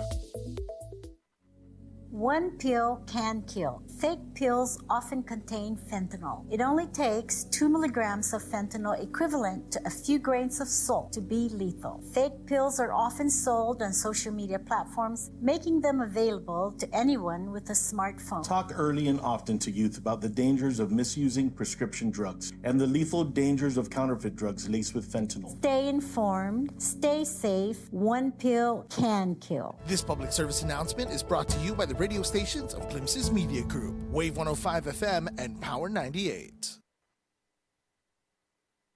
Craving bold flavors and unbeatable value? Introducing Chili's Double Down Feast. Choose from chef-crafted protein pairings like zesty margarita chicken with ancho salmon, or go premium with the classic sirloin and half rack of ribs. All served with loaded mashed potatoes, starting at just $24.99. It's a feast made to satisfy. With more pairings to try, one visit won't be enough. Only at Chili's. More life and great value happen here. At Wave 105 FM, we're more than just a station. We're your platform, your voice, your conversation. We're talking about what matters most to you today and in our future. And we want you to be part of it. Got something to say? We're listening. Different opinions? Bring them on. Let's talk, let's debate, let's connect, because every voice counts. Call or WhatsApp us at 671-922-1051. And if that line's busy, hit us up at 922-1052. This is Talk Radio for everyone. This is Wave 105 FM, the Talk of Guam.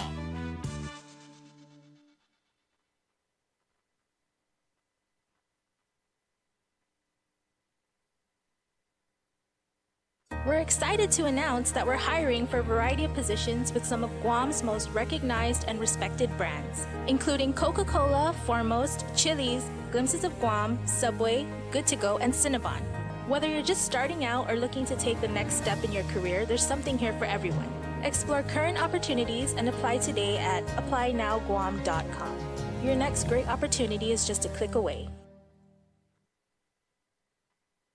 Eat fresh in just a few clicks. Order online at SubwayPacific.com for pickup at your convenience or delivery right to your doorstep. Online ordering at SubwayPacific.com is powered by Good to Go. We deliver. At Subway, you gotta refresh to be fresh. The views and opinions expressed in this show are that of the show hosts, guests, and callers. They do not necessarily reflect the views and opinions of the staff and management of Wave 105 FM, Glimpses Media, or any of our partners. As we strive to provide quality, respectful, and engaging content, we welcome you to participate in the conversation. Thank you for tuning in to Wave 105 FM, the sound of Guam. Enjoy the show.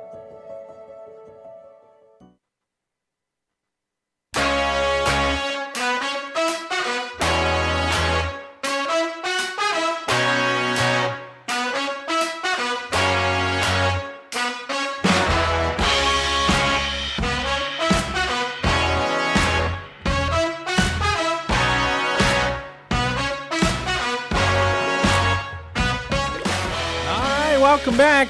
The Brightside here on Wave 105. Biba Matis. It's Tuesday.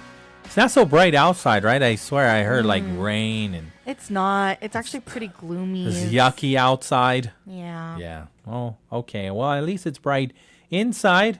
Thanks for hanging out with us. 671-922-1051 or 1052. We're online, thewave105.com, as well as our YouTube channel, Wave 105.1 FM Guam. Before we get to the last word on the Guam Business Magazine, there was a statement from the Guam International Airport. Some good news here. They have completed the first phase of the terminal flooring renovations. In a continued effort to enhance passenger experience and improve its capital infrastructure, the AB Wampat International Airport Authority welcomed Acting Governor Josh Tenorio to tour the newly renovated first phase of the terminal flooring. This project adds almost 17,000 square feet of terrazzo flooring in the Customs and Quarantine Agency, baggage claim, and Customs and Border Protection immigration areas, giving arriving passengers a more durable and welcoming environment. And welcoming environment for sure. So have you traveled in the last, I don't know, year, 2 years, 3 years? Kind of looks like. And when you ghost come down, town. well, when you come down, you see the Hoffa welcome, Yeah.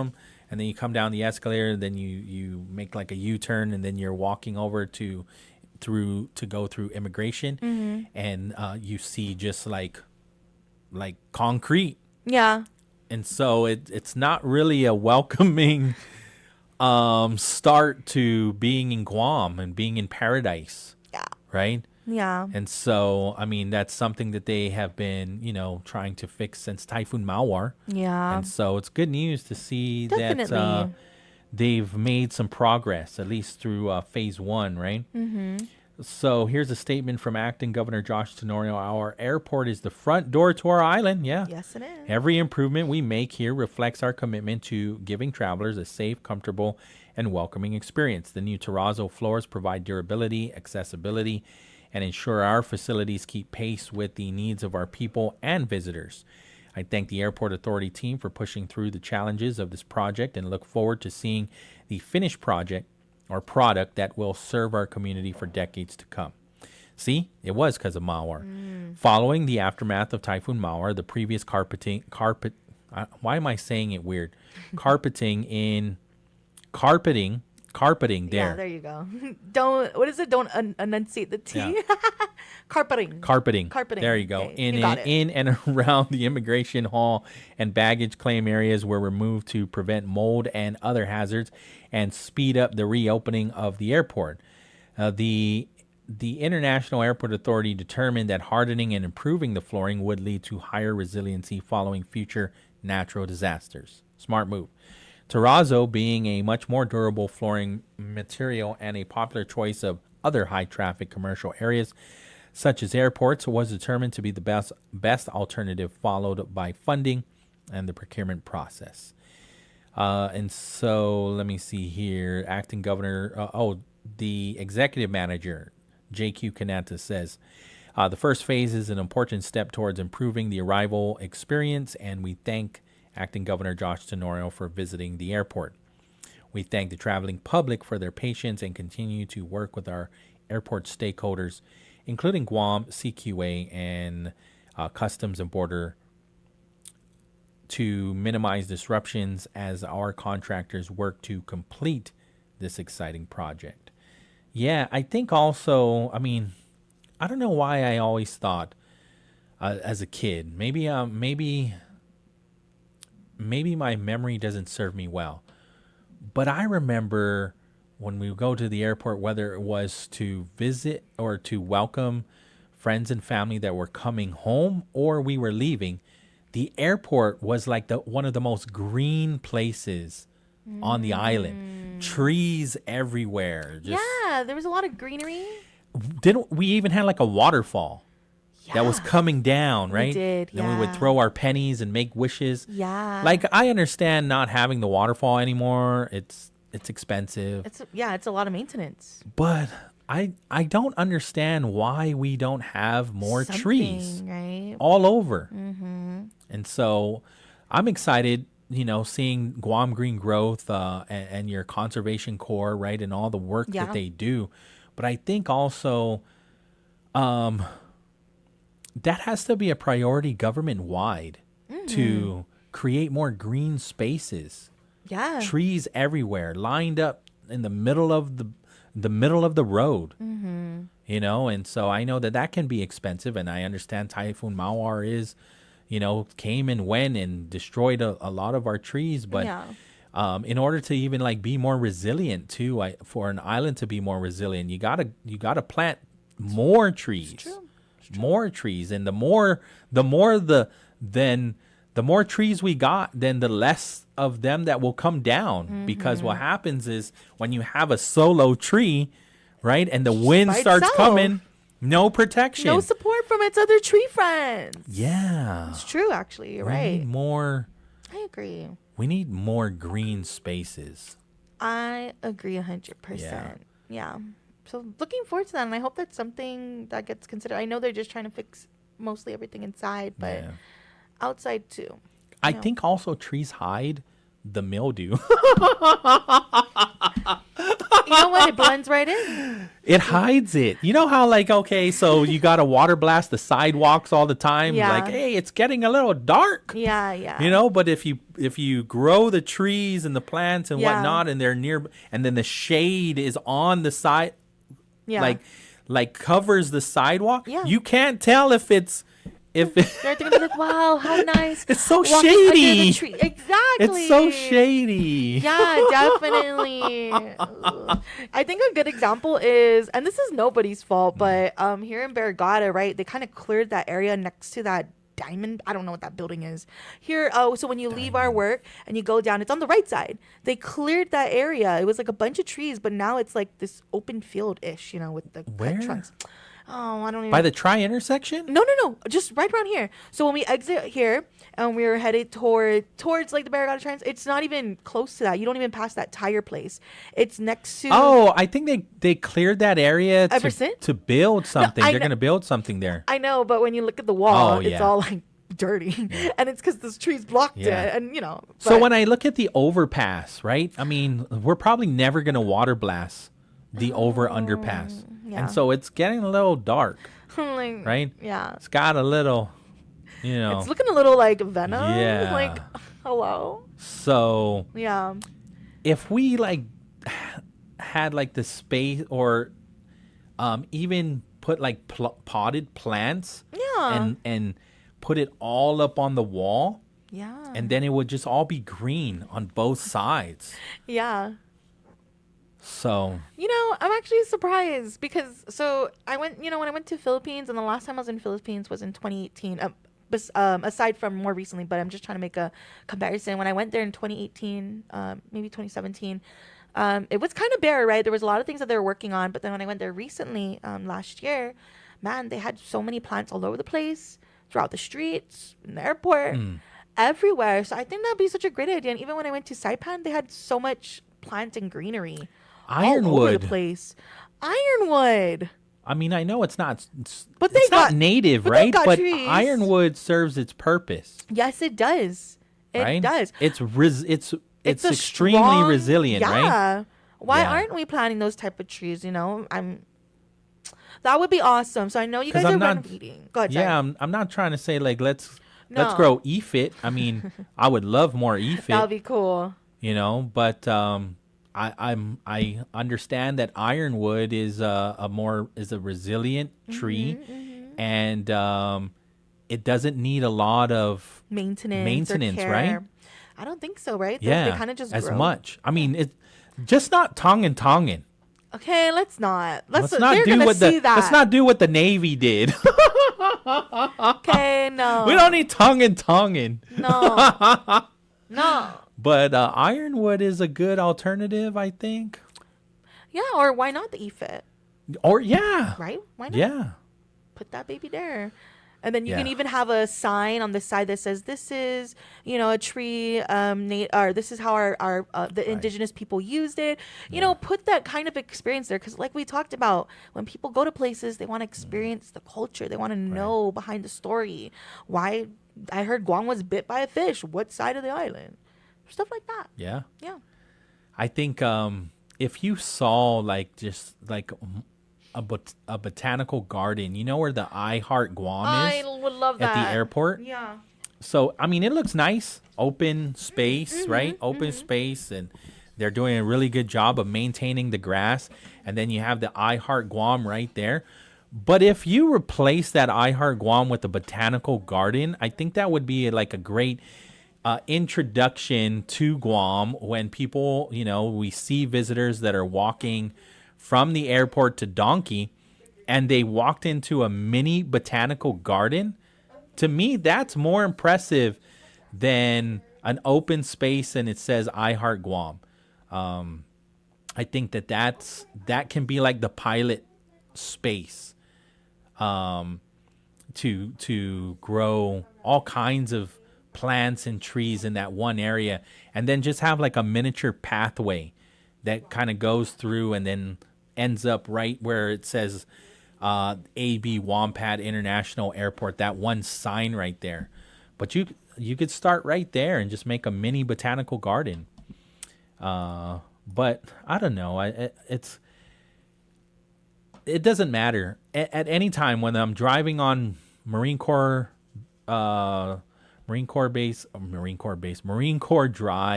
or I'm driving on 10 or 16, it doesn't matter what road I'm driving on. I'm always kind of saddened that we don't have enough trees alongside our roadways. Bob's on the line? Yeah, Bob's on the line. All right, let's take Bob. Half a day, Bob. You're on the air. Wave 105. Hi, good afternoon. Yeah, I just would like to chime in about trees. Sure. Yeah, sure enough, like the rhino beetles hit the coconut trees. You got those fatang trees.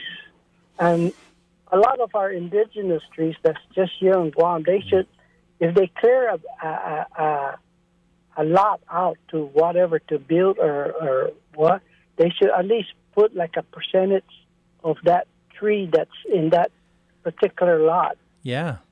Back into place into the parking lot. Like for example, maybe like say 20% of the trees that they cleared out of that area, they have to replace at least 20% of it. Sure, yeah. I think there are other ways too, right? Policies, even QCs.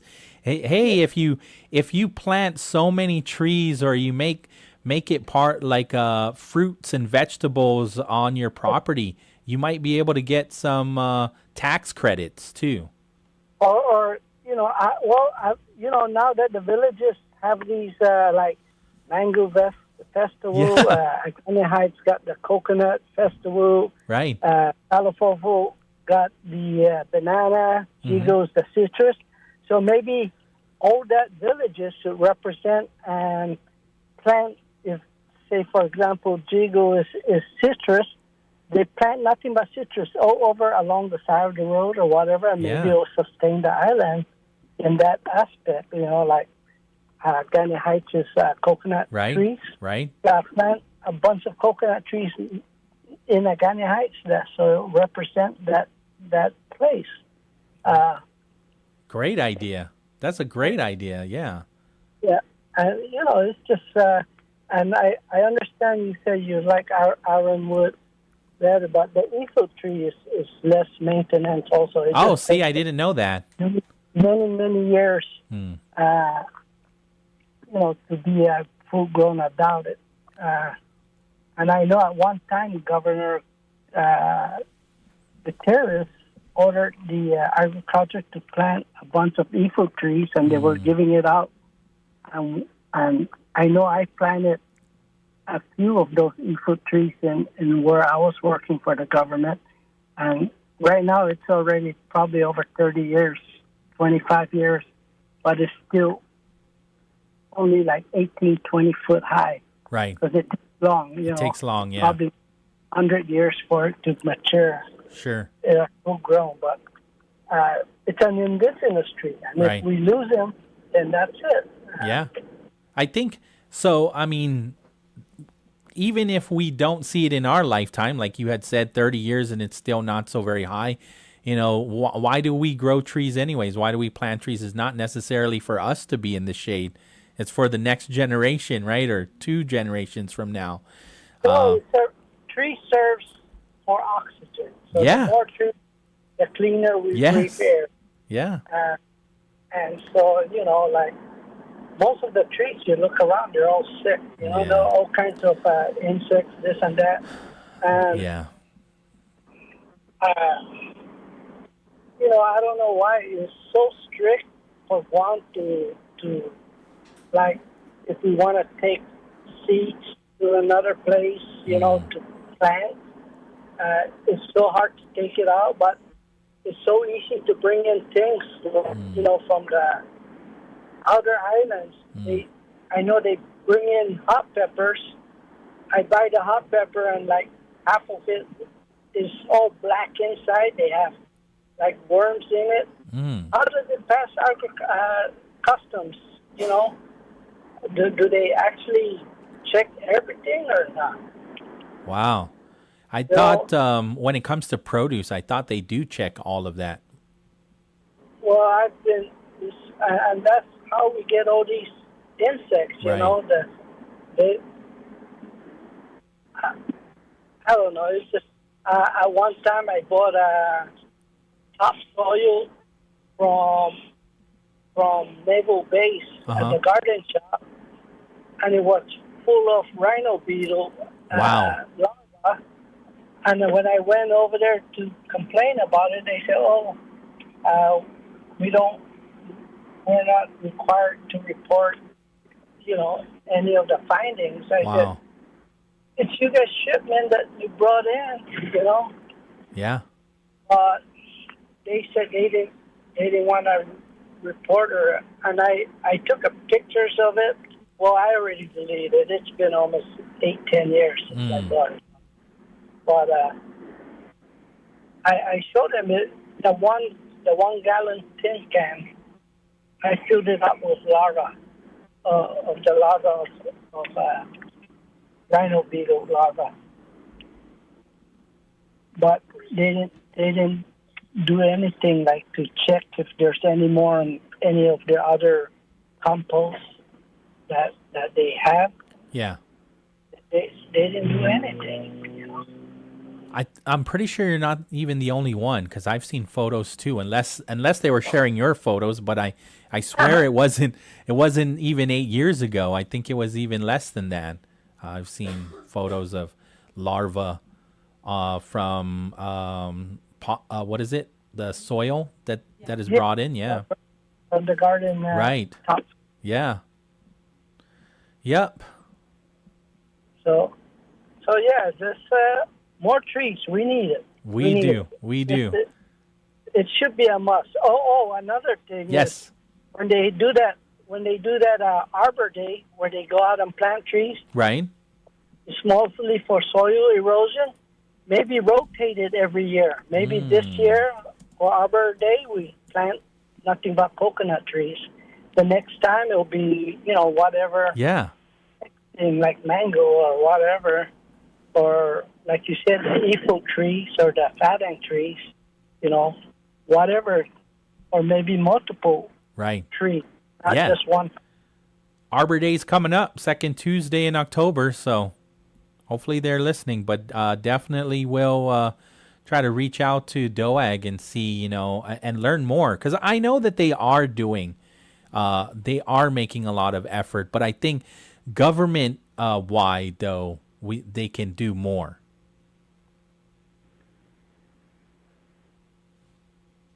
Did I lose you? No, I'm still here. Yeah. And then like what you mentioned too with businesses and whatnot, people that own property, and then also the mayors, right, working with some of the farmers too, to get some of the fruits and plants that they want to showcase in their village. And so it's good. Like you said, it has so many benefits, not just to make the island look good for our visitors, but this is a tropical island, and this is something that we should prioritize even more so. But thank you, Bob, for calling. Please call in more often. Oh, I do. Okay. Take care. Okay. Okay, Bob. 3:54 in the afternoon. Appreciate him very much. Let's see here. What else do we got? Oh, an update from Senator Sabrina Salas Mantanani. She wants to know if GMHA got their $40 million yet. Appropriation to GMH as required by Public Law 3859. As of 2 p.m. today, GMH confirms that only $1.3 million has been transferred. This is deeply concerning. On September 10, the governor of Guam called the Guam legislature into a special session, a $40 million appropriation to address what she described as the pressing needs of GMH. The legislature acted quickly and passed the measure within 48 hours. The governor then signed it into law 5 days later on September 17. And yet, more than a week later, GMH is still waiting. If these funds were truly to address the pressing needs of GMH, why are they still being withheld? The hospital urgently requires this money to pay its vendors, purchase life-saving medical supplies, and move forward with the procurement of electrical panels. You were present during the special session and witnessed the more than 100 GMH employees who filled the session hall. This letter is to Ed Byrne, the director of DOA, pleading for help. I urge DOA to release the remaining funds immediately to show those employees and the people of Guam that their needs matter. With the fiscal year ending in just 6 days, please provide either a firm timeline or an allotment schedule for the release of these funds. But there shouldn't be an allotment schedule because the legislature voted and approved an amendment to that bill that says that they would bypass DOA, that the money will the $40 million will go directly to GMHA. I remember Senator Jesse Lujan saying, asking Ed Byrne, well, what is the fastest way from point A to point B? A straight line. And it was Senator Vince Borja that introduced that amendment that says the $40 million will be appropriated to GMHA and it won't even go through DOA. And so it looks like when you see, according to Senator Sabrina Salas-Mantanani in this letter here, it says that $1.3 million has been transferred. Well, that looks like exactly what the governor wanted before the bill was amended, that DOA would piecemeal it over to GMHA, and that's not what the legislature amended. They amended the bill, and the governor signed it. So that's concerning to see that that the $40 million hasn't made its way yet over to GMHA.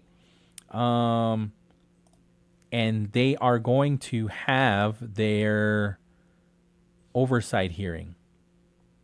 Senator Sabrina Salas-Mantanani will have the oversight hearing at GMHA at 9:30 a.m. this Thursday.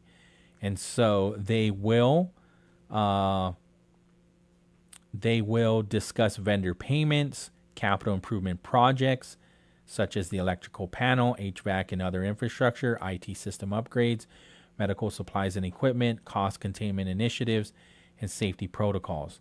And so if they got the $1.3 million, this is going to be a very fast oversight hearing, because the first question will be like, well, have you paid your vendors? And then GMHA will say no, because we didn't get the $40 million. We got 1.3. Did you put out the requests for proposal? Do you have a contractor ready to go? Is GPA in there yet assisting with the electrical panel? No, because we don't have the $40 million. How about the IT system upgrades? No, because we don't have the $40 million. What about medical supplies and equipment? Again, no, because we don't have $40 million. Cost containment initiatives? No, we don't have the $40 million. What about safety protocols? Well, we have a plan on that, and we are going to implement it. But however, Homeland Security and Guam Fire Department has yet to provide us their rules and regulations. And so that's a 5-minute oversight hearing. Hopefully it doesn't turn out to be like that. Hopefully there is more progress. But I mean, if Senator Sabrina Salas-Mantanani is sending out a letter 2 days before this, I don't know how much more information we'll get from GMHA if they're not getting the resources, which, when I say resource, the $40 million to pay, because we saw when they went into emergency session that they have a plan on how they're going to spend the $40 million. They broke it down too. But if they don't have it, then it's still status quo. Things are still pending. And hopefully that's not going to be the case by Thursday at 9:30 a.m. Now, 4 o'clock on the dot, we'll take the break. Now it's 4:01. On the other side, the informational hearing on the Guam SHPO, right? State Historic Preservation Office. They had an informational hearing. We'll play a couple audio files from that hearing, and I think that's going to take up most of the 4 o'clock hour, if not all of it. And so we'll do that on the other side of the CBS News. KGUM FM in Dededo, Guam. This is CBS News on the Hour, sponsored by Progressive Insurance. I'm Cooper Lawrence. Over 63,000 people gathered at State Farm Stadium to honor the life and mourn the death of Turning Point USA founder Charlie Kirk. Kirk was killed at a speaking engagement in Utah on September 10th. His widow, Erica, was visibly emotional as she delivered her eulogy. Towards the end of her speech, she acknowledged the man accused of the killing. That young man, I forgive him.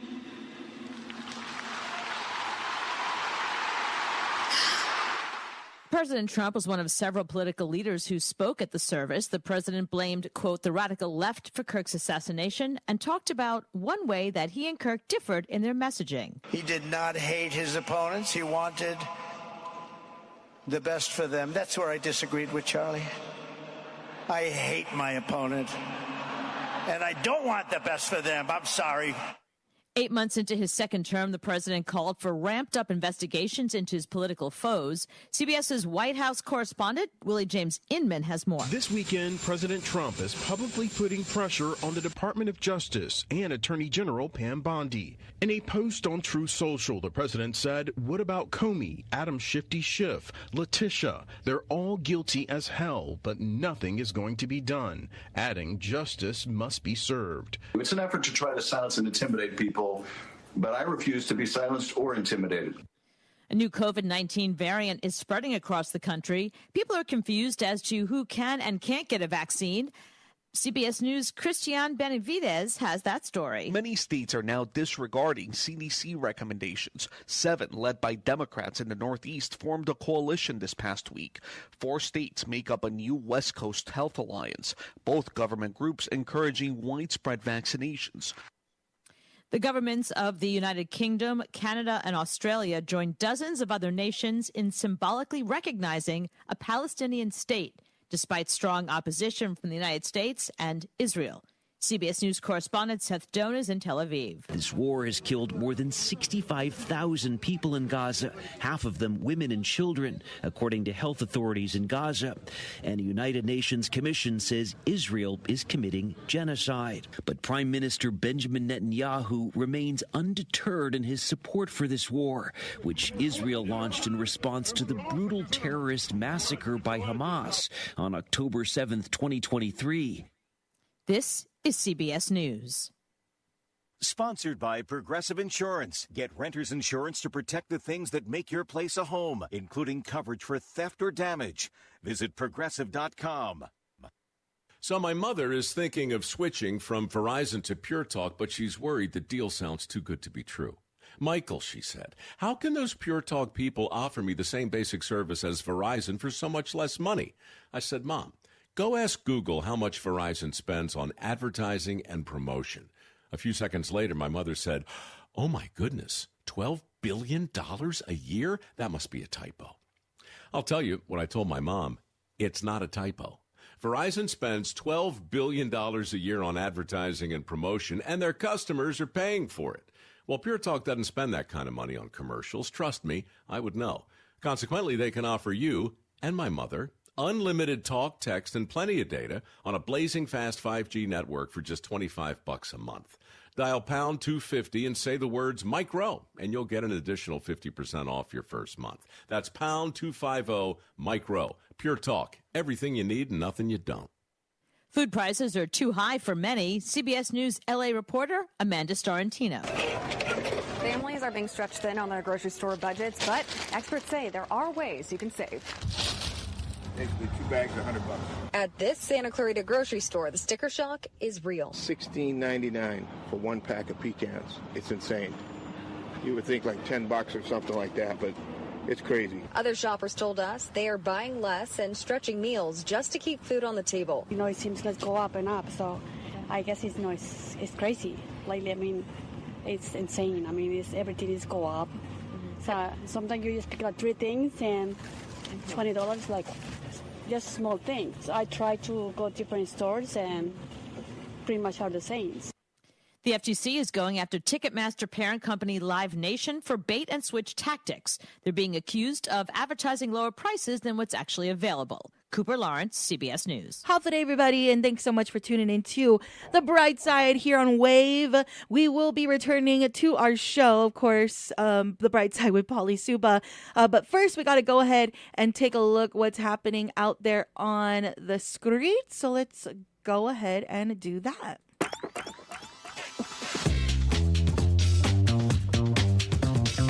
Big shout outs to our friends at Mobile Oil Guam. Energy lives here, and our friends over there at Guam Auto Spot. You can check them out today. They're taking care of you. With our friends at Guam Auto Spot, you can go ahead and check them out online at guamautospot.com. Schedule your test drive. And with mobile, I totally forgot to mention, but I don't want you to forget. You can download their app today and start receiving rewards. That's right. That's with our friends at Mobile. Let's go ahead and take a look now at what's happening out there on the streets. As of right now, it is raining out there. It's not raining hard, but it has been sprinkling, so the roadways are definitely wet. And my dad always warns me that that's the worst time, when it just sprinkles a little bit. Okay, so please take your time while you're out there on the roadways. It doesn't matter which way you're headed, all right? North, south, east, west, you want to take your time, and you'll get to where you need to. All right, so taking a look at traffic right now. Let's see. I'll go ahead and start here. You got that congestion going on once again for anyone who is coming from like the Aston area, making your way into Aniquet, right in front of the Adelup. There is heavy traffic there, and again, I believe that's because of all the construction that's going on.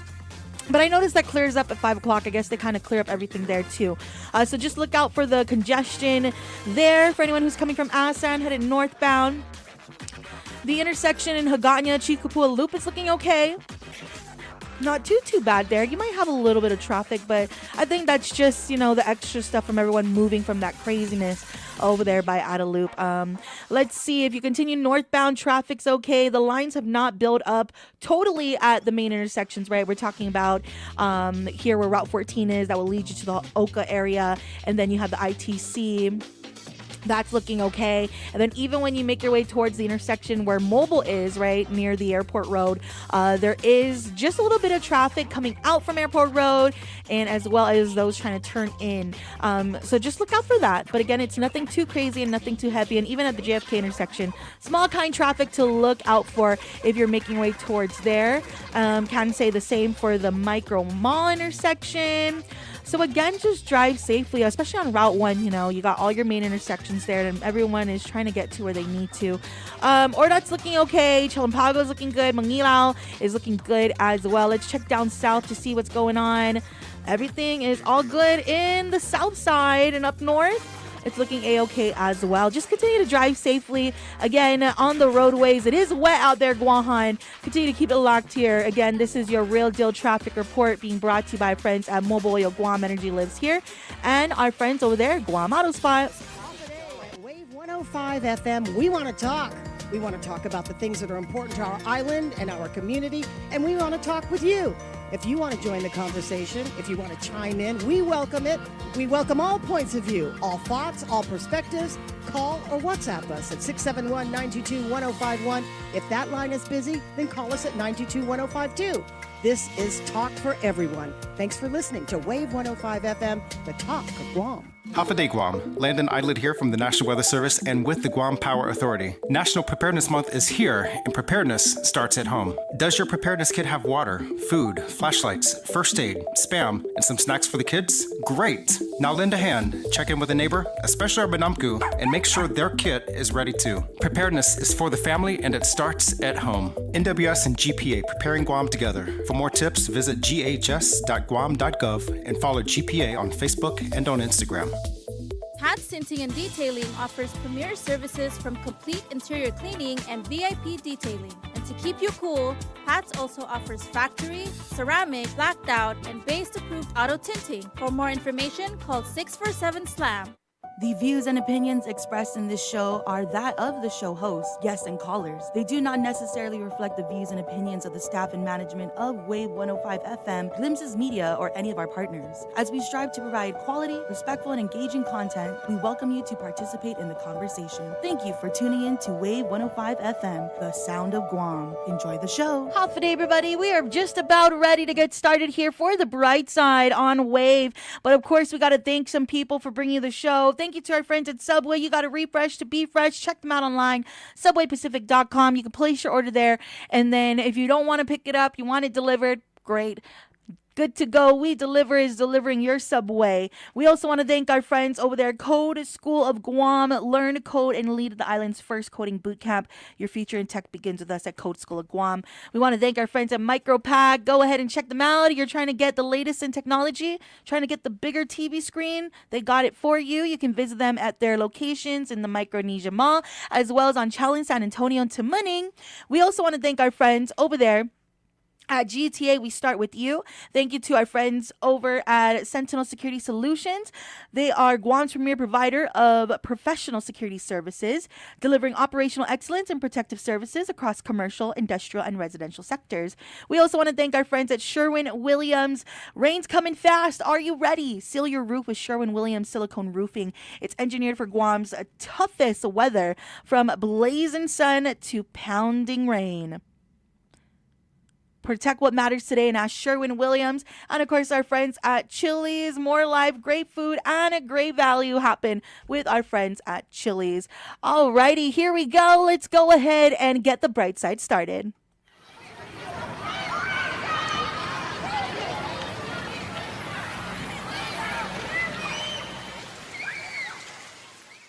I ran into this girl the night before. She reminded me of a golden shore. She was nothing like your average girl next door. She liked DVDs, tattoos, and Paramore. She'd say half a mile ago, more wood for boy. Welcome back. The Bright Side here on Wave 105, 4:13 in the afternoon. My name is Paulie Suba. Thank you so much for hanging out. Here's the number, 671-922-1051 or 1052. We're online, thewave105.com, as well as our YouTube channel, Wave 105.1 FM Guam. I'm watching the Guam Education Board meeting, and Cohen is there. And so Cohen is the president of the senior class of John F. Kennedy High School. He came in. He went to the town hall meeting, right, that was over at the central office, right, and basically brought up the concern of the bell schedule for John F. Kennedy High School, right, understanding that they have to, they're double sessioning with Simon Sanchez High School.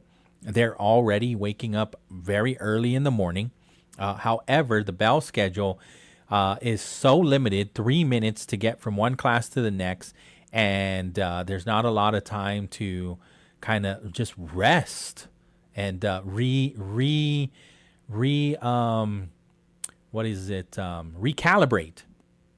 right? It's basically like you're a machine or a robot, or you're going into class. I'm like, all right, this is what we're doing for 85 minutes, and then bell rings, and then you got to go, and you have 3 minutes, no time to just, you know, get to one class to another in a decent amount of time. You got to rush practically.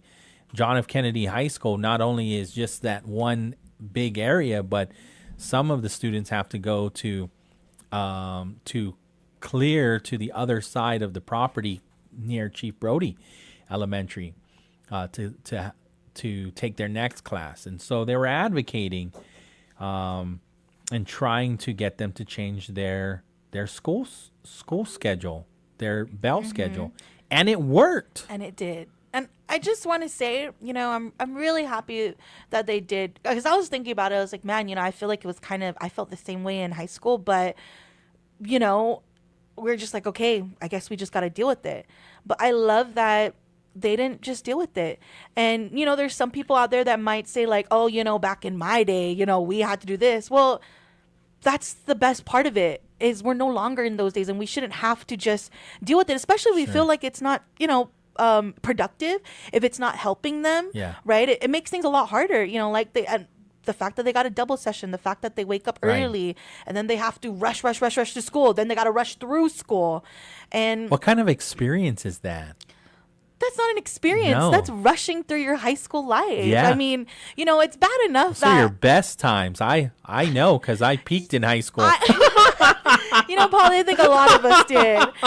But I'm really glad that they did. And to those who are saying, back in my day, I had to do this and that. Well, that's good. But I don't want that for our kids today. And I don't want that for the kids in the future.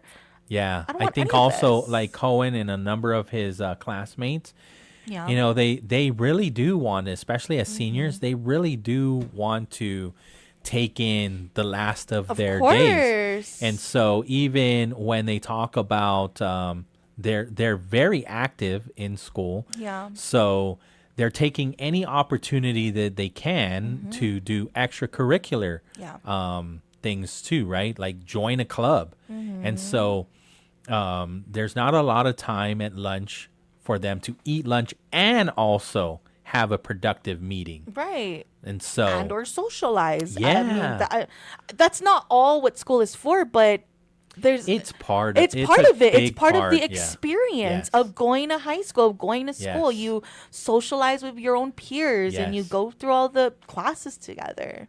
Yeah. So. I mean, it's something I also shared in Junior Achievement, right? Is like, a lot of things that you're going to take with you in this experience and just in life in general is absolutely you can't find in a textbook. No. You're not going to find it in a lecture. No. It's spending time with your friends and your classmates and working on a project, not just in class, but outside of class, making mistakes. Of course. We learn from our mistakes. I mean, I'm not saying to make bad choices so you can learn from your mistakes. And sometimes, if you really got a decent head on your shoulder, then you'll learn from other people's mistakes. Absolutely. You don't have to make all the mistakes. That's what I tell my kids. I'm like, I understand, we're all going to make mistakes, but you don't have to make all the mistakes, okay? Yeah. Learn from other people's mistakes. Learn from my mistakes. Learn from some of the bad choices that I made. And I'll tell you that you don't want to do what I did. Yeah. And so take that with heart, right? And so it's very cool to see. Very awesome. Him there sitting right next to Maria Gutierrez. Biba. Yeah. And so they're having their, I'll watch it in its entirety, probably after here, and then maybe in the morning too. But they've got a crazy agenda. Oh my goodness. Oh. All the letters from A to X. Oh, wow. Yeah. They got all the letters. Good.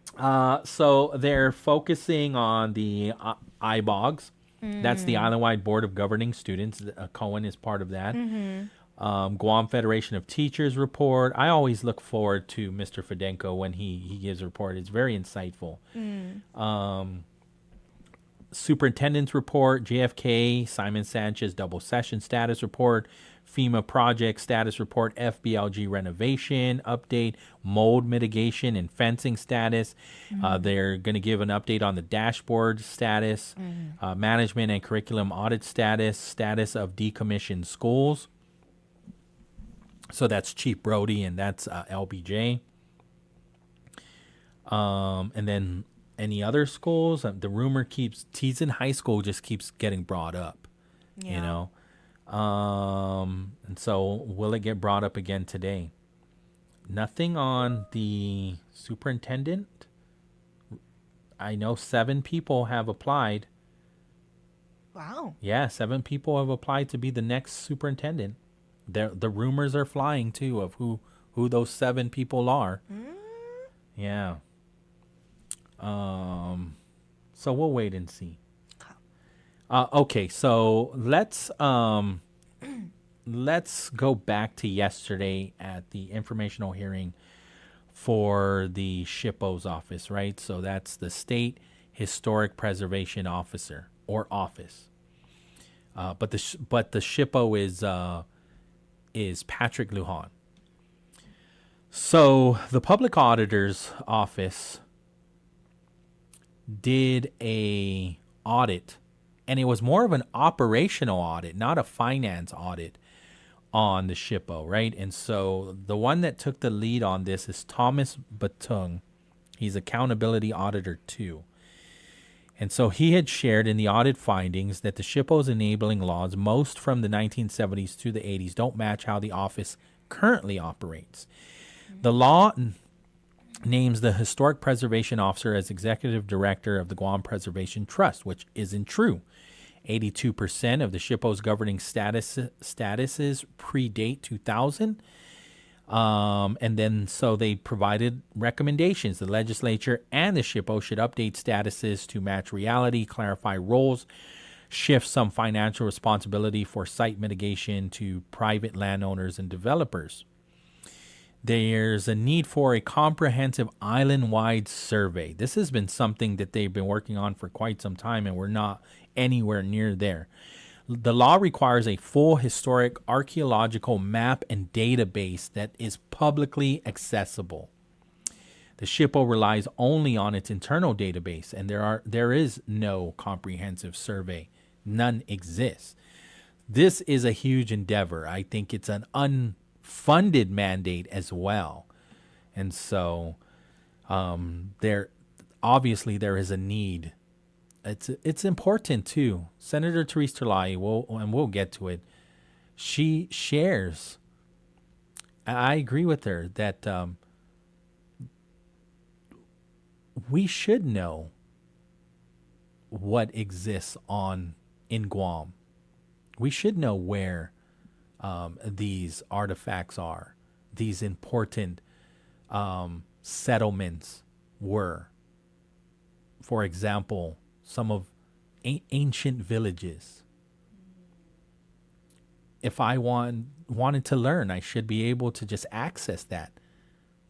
And I would say we don't need to go to a building and sit there. It's 2025. Again, though, after watching the informational hearing, it's an unfunded mandate. And so it has to be a priority, right, of the government, of this community too, because we'll have to pay for this. What else here?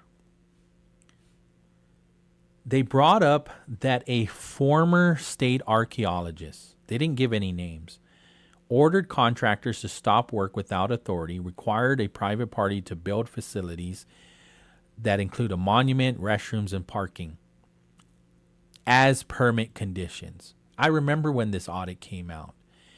And so Department of Parks and Recreation and the SHPO must implement controls to prevent exceeding authority.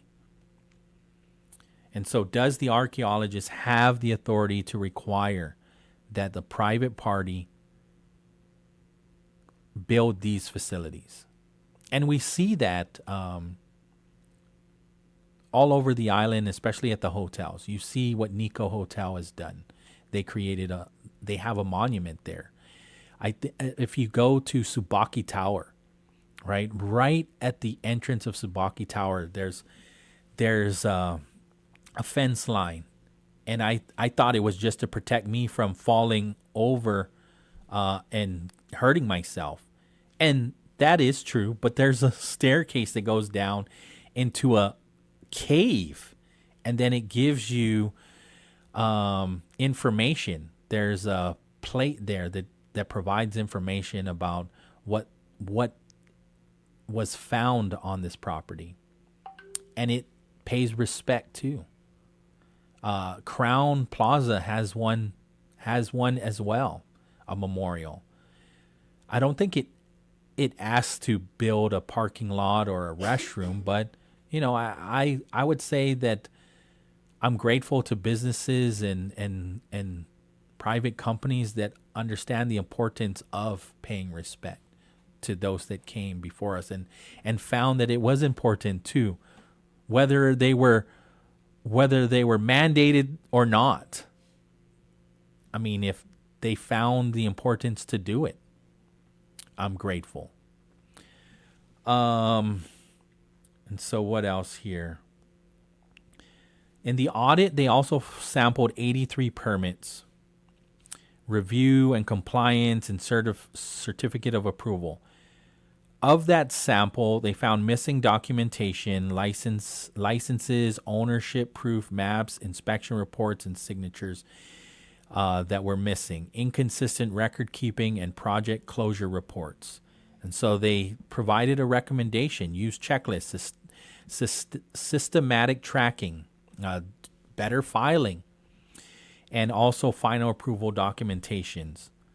And so DPW forms list has parks and recreation instead of the SHPO, causing confusion and risk of bypass. Vince Ariola will share, like, we're to make this faster. In the meantime, while we wait to change some of the letterhead, we're just going to use a rubber stamp that stamps the appropriate organization or agency, right? Until they revise their forms to clearly show the SHPO is the responsible agency. So Patrick Lujan, who is the officer, the Guam State Historic Preservation Officer, he agrees laws are outdated and they need separation from DPR and should report directly under the governor. They acknowledge the need, but says it's unfunded when it comes to the survey mandate and would cost millions. About 30% of Guam remains unsurveyed. And they talk about the two. Vince Ariola says the same thing too. That you have to provide the resources, adequate resources, for them to pursue their mission, to adequately fulfill their mission. When it comes to an unauthorized requirement, he calls them a one-off error by a specific staff member or personnel, and that person is no longer there. They've already sent the memo to DPW that requests corrections too when it comes to the DPW form. So a lot of these things have been corrected. Again, this is from 2018 to 2023, and so when the auditors came, working with them, they showed now that they have corrected a lot of the concerns from the audit. They are concerned that they won't have adequate funding. And so Patrick Lujan mentions that they should be good for 2 years because of the lapse funding, but after that, they're definitely going to need to find more local funding if the federal government is not going to continue to support them. Things might change. Things are changing sometimes daily. And so things could change in the next 2 years when it comes to the federal government, right? But again, they acknowledge, or Patrick Lujan acknowledges that federal funding may shrink tremendously, and they're already seeing it. And so what's helping them, what's keeping them afloat is the lapse funding.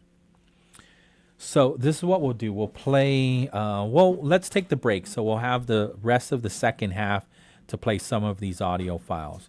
Because the first one that we're going to play is when Senator Therese Terlai asks, why did the OPA prompt, what prompted the OPA to do this audit? And so former senator, former speaker, and now the public auditor, he'll respond to that question. But we'll play that on the other side of these right here on Wave 105. Alrighty, Hoffman, everybody. We're going to go ahead and take another look here at your Real Deal Traffic Report. A big shout out to our friends at Guam Auto Spot. Visit them online, guamautospot.com today. You can schedule your test drive and you can also see what cars they got on the lot for ya. We also want to thank our friends at Mobile Oil Guam. Energy lives here. Download the app today and start receiving those rewards. That's right, as you gas up, as you make your purchases, rewards are available only with our friends at Mobile Oil Guam. Energy lives here. Alrighty, so we're gonna go ahead and take a look at what's happening out here on the streets right now. Let's see how much things have changed. You still got that traffic for those who are coming from Assen to Adelup. Plenty of congestion there. Hagåtña looks a lot more clear than it did earlier. Traffic is starting to build up at your main intersections now for Scherzies, especially here at the ITC intersection, both north and southbound lanes, as well as those that are coming out from the outlets, right? Maybe you're coming from the outlets or that road, Route 14, and you're coming to the main intersection. There's definitely traffic coming out from there as well. Here at the intersection where EPAL Road is, for those who are coming out of EPAL Road, or the clinic, there is a lot of traffic there, but I know it does get pretty busy, right? The line gets pretty long, so just be on the lookout for that. There is not too much traffic building up at the intersection for those that are headed northbound. You're coming from Tamuning, make your way up here to the intersection where the airport road is, as well as Mobile. Not too busy. It's more so for those that are trying to get out of Airport Road or drive in to Airport Road, where you got a lot of traffic. So be on the lookout for that. You have your traffic building up here at the JFK intersection. Not too crazy just yet, but it's definitely starting to build up. Let me see everywhere else. Here in the Machachi area, right in front of the Las Palmas phase 1, there is traffic around that area, and that's on both lanes, so you can look out for that. Otherwise, everywhere else is looking pretty clear. One more I'll call it out is in Manila. I mean, that line's already... Oh, okay, never mind. I'm just seeing things. That's gone. That's done.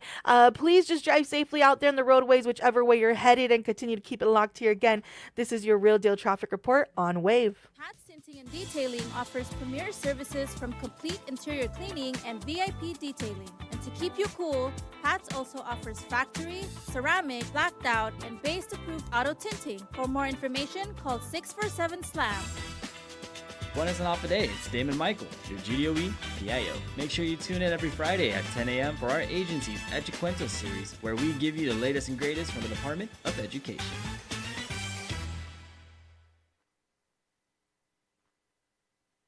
Alrighty, we're going to go ahead and take a look at your headlines here in the show. Big shout outs to our friends at McDonald's. Don't forget to check them out today. They're taking care of you, especially with those delicious fall flavors.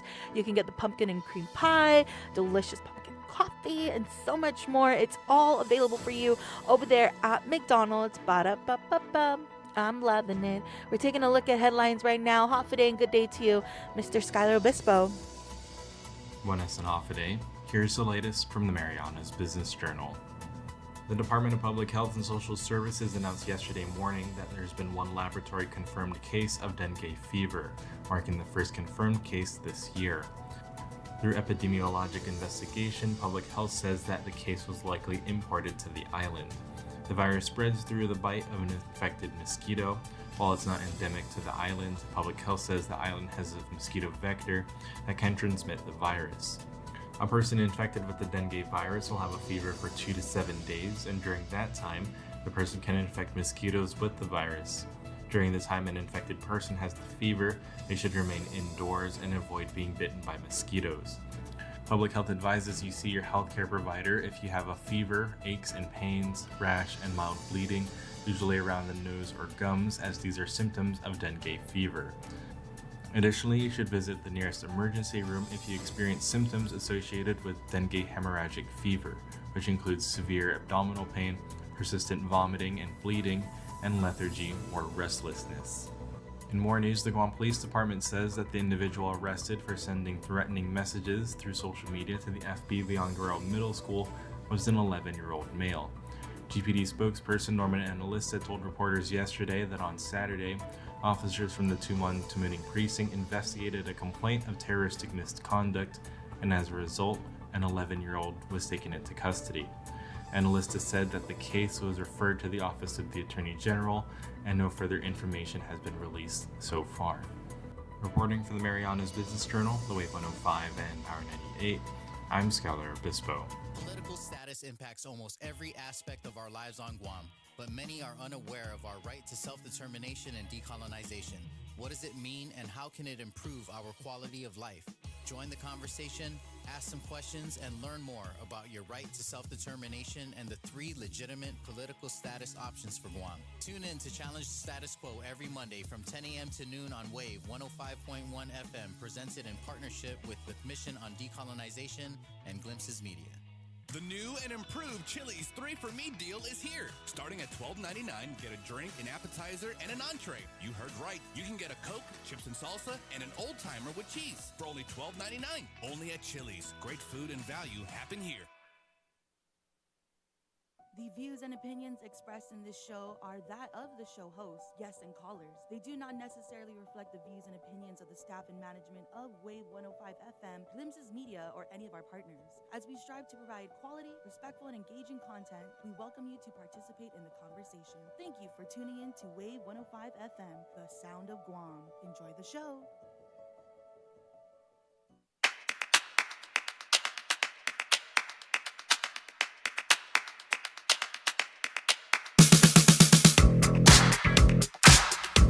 All right. Welcome back to Brightside here on Wave 105. Okay, so yesterday's informational hearing on the SHPO kind of circulated around a specific project. So Senator Teresa Lai asks B.J. Cruz, the public auditor, why they did the audit. And so you'll hear Cruz respond saying that there were complaints from businesses. And when he was at the chamber, there were some complaints about how slow progress was, or even halting a project or projects, and even saw it on the media. The media was covering it too. And so they took on this audit. And so here's Cruz responding and sharing why they decided to audit the SHPO, not necessarily to do a financial audit, but more of an operational audit. Every year we do in fact, the letter should be coming out to you in the next week or so, asking all of you, the people that we call our stakeholders. We ask the stakeholders, what topics do you believe that the historic preservation, that the public auditor's office ought to undertake in the upcoming year? And we go through we receive all of those, literally hundreds. I think Thomas had to go through 200 and scale them and do all kinds of math and stuff to try to figure out which ones we were going to do. But when we sent out that letter, we did get a response from a business in the chamber complaining about the fact that they were being imposed upon to do certain things, that they were being made to jump to various hoops, and so we decided as an office last year that this is one of the studies that we should undertake, because there was some headlines in the paper. It was of interest to the community, and it was a major issue, and so that's the reason why we undertook the audit. All right, that's what I wanted to confirm, because if I recall, this controversy stems from one particular company refusing to comply with what the SHPO's office had been asked. We'll just keep it going because that's going to roll right into the next one anyway. it's the back and forth with Terlaya and Cruz. And so we decided as an office last year that this is one of the studies that we should undertake because there was some headlines in the paper. It was of interest to the community, and it was a major issue. And so that's the reason why we undertook the audit. All right, that's what I wanted to confirm, because I do, if I recall, this controversy stems from one particular company refusing to comply with what the SHPO's office had been asking them to do for the burials that were found on their property that they insisted had to be removed and not protected in place. So I think the SHPO's office allowed them to remove them, didn't mandate that they be protected in place, and in that, then they protested the requirements of reburying these, which all other companies and developers prior to that had. Those were being enforced. And But with all due respect, ma'am, there was no mandate. Well, I'm going to get to that, yes. So I noticed too that the audit never mentions any executive orders, but my understanding from the SHPO's office at that time was they were, for years, acting under executive orders, 89-9 and 8-24, or I'm not sure, those are the only two that were pointed out to me because that's how they had been able to get every other developer on Guam to either leave the burials in place or to rebury them in an appropriate manner. And that now, since 2023, now the SHPO's office is completely unable to stop developers from removing human remains, from requiring them to rebury them in any fashion, even requiring them to do studies of these properties, which I think at the GTA property they discovered was a village. Isn't that correct? But this is the problem. So yes, maybe the audit points out that the law, and that is a big problem, that the Preservation Trust, the SHPO, they have been aware. They both have drafts that are hundreds of pages long in the drafts. I had my own draft, but we have a disagreement as to what those drafts are going to come out to say. But all of that stemmed in 2023 when there was a letter written from Stephanie Flores, who had been appointed the acting director of the Department of Parks and Rec, ordering the Mr. Lujan, the State Historic Preservation Officer, to stop putting these requirements on GTA as a condition of their permit for their project at Alupang. I still think the law provides, and the audit doesn't, well, at least a summary, doesn't emphasize that there's still the law regarding human remains that says the department determines whether the disturbance of a burial may be necessary. If the department determines it is necessary to disturb the remains, according to Stephanie Flores, it does allow the removal, but only the removal at the expense of the developer using procedures and standards acceptable to the Guam Historic Preservation Officer. It doesn't grant the SHPO the authority to require any specific action regarding the reburial. That is all, I think, what former SHPOs creatively use as mitigation. So if they were going to say it's necessary to remove and you must remove, then you should rebury. It does not. If they had already made an agreement like that and then in the end told you can't enforce your agreement with this company, I don't know, but I'd like to think that they would not have agreed that it was necessary then to remove those burials, or that they should have reprogrammed, worked around. We do this they've done this for decades. This is the reason why we have reburials at the hotels, we have reburials at the road projects. We have reburials on the military property. So I understand technically the findings of the OPA. I'm just saying. No, and it's also, very. please read the legal advisory that was prepared by Attorney General, questioning a lot of the things that they were doing. Yes, I know. And I've been trying to get the current general to address it, to see whether or not he concurs with it or whether or not he has a different finding.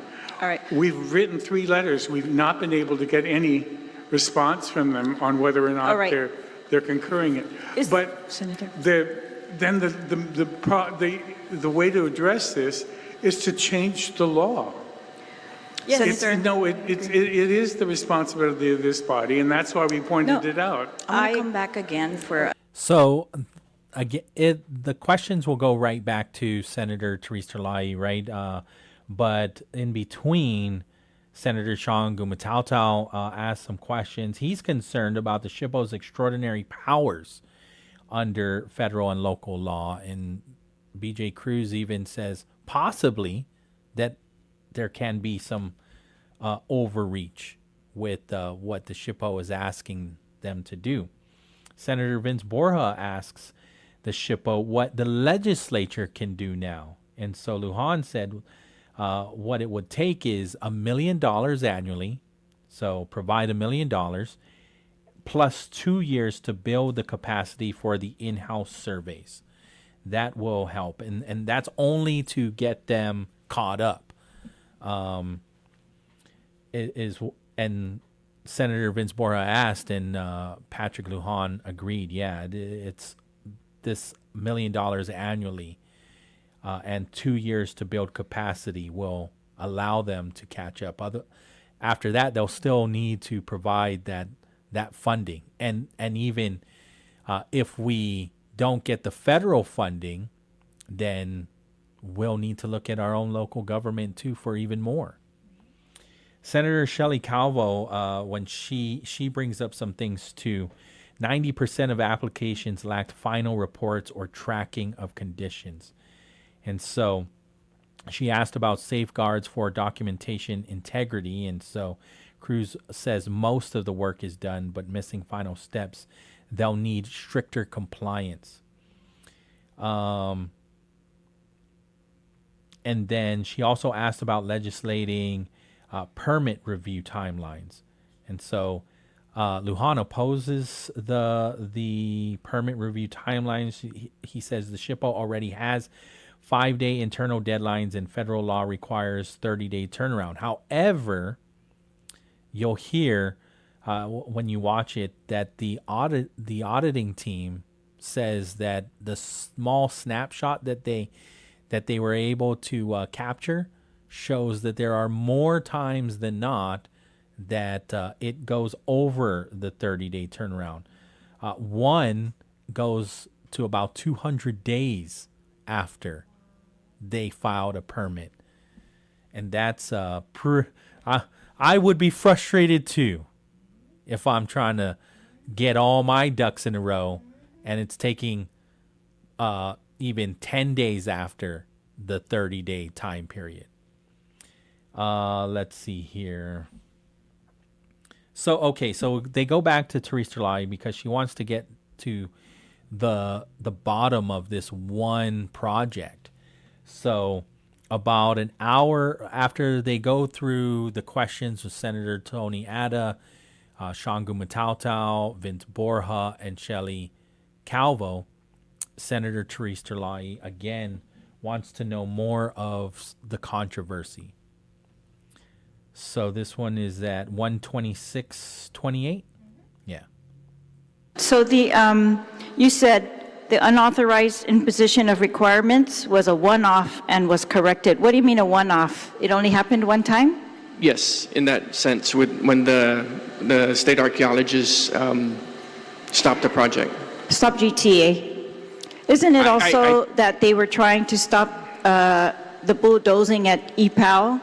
And then that's when the Attorney General got involved and said, oh, you can't stop anybody from bulldozing even though you've recognized these sites to be with historic value?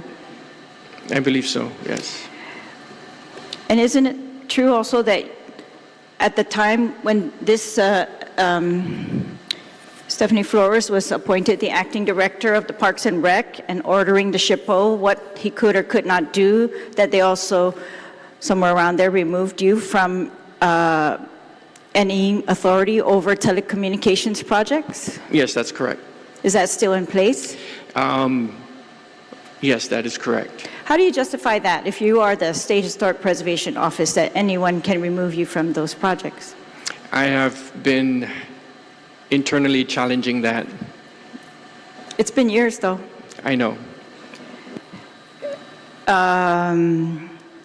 It says the permit process was changed prior to the audit. Exactly which process was changed? How? So basically,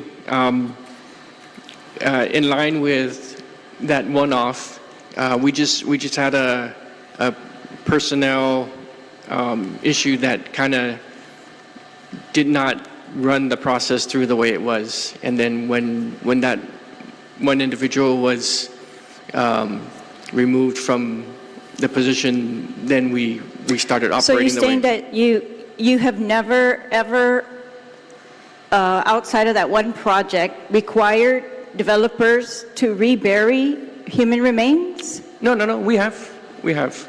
But I'm just saying that it was my position that was implementing those requirements and not specifically another position, in that case, the state archaeologist.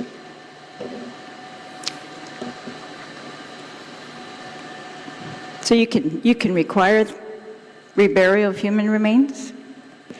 We go through that executive order that we still stand, and in consultation with the customer or the developer, we go over through the options, just like we do with any other project.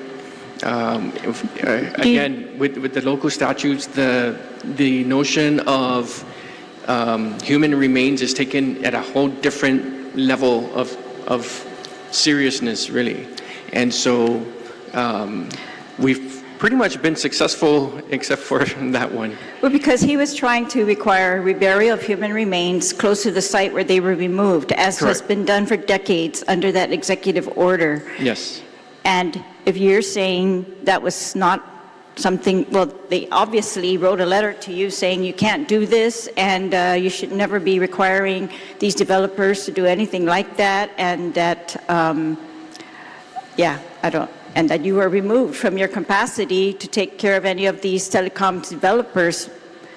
I feel like all of this is the continuation of kind of that kind of stretch of authority, and I'm very much questioning that. I think for decades they had found a way to do what the statute says and treat human remains as sacred, important, and they had found their ways to do that. What you mentioned the authority of the SHPO, the State Historic Preservation Office under the federal government versus the Guam Historic Preservation Officer, and that there should be no authority above the State Historic Preservation Office when it comes to these duties, correct? That was the whole point of, they were trying to remove politics from it, and they were trying to remove it in the Guam statute as well, because of governors mandating what the SHPOs could or could not do, or which projects would go through or would not.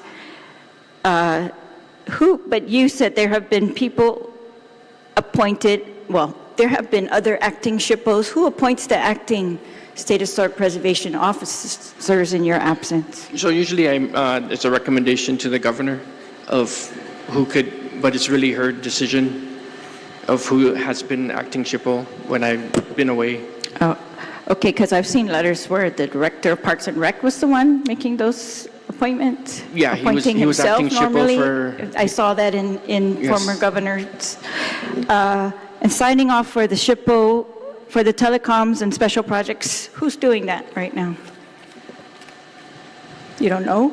It's still officially under the director. Director of Parks and Rec. Correct. Do you review those projects at all? We don't. All right. Yeah, so all of this, it says, there's also another statute that says problems of projects with potential impact on cultural or historic features may be resolved by the Guam Historic Preservation Officer through agreement or mitigation. Such resolution may include, but need not be limited to, project redesign, relocation, curation, and display of cultural resources, and land dedication to the Guam Preservation Trust. Guam Historic Preservation Review Board shall develop the criteria for resolution of any controversial finding in accordance with the administrative adjudication law. So there's supposed to be like an appeals board if the mitigation is not working out, but that never happened in that GTA case, right? No, ma'am. All right. Do you? All right. And so a little bit after that, she asks, on current projects where you suspect burials or potential historic eligibility, but sites aren't yet on a register, do you believe you can require developers to do these surveys? And so what is the stance of the SHPO? And so Patrick Lujan responds. So basically the stance that we take right now is we, as the government, is responsible for that. And if a developer would go on our time and our resources, it's not going to be too fast. And so they have the option of hiring an archaeological firm to move it along much quicker than what we have available.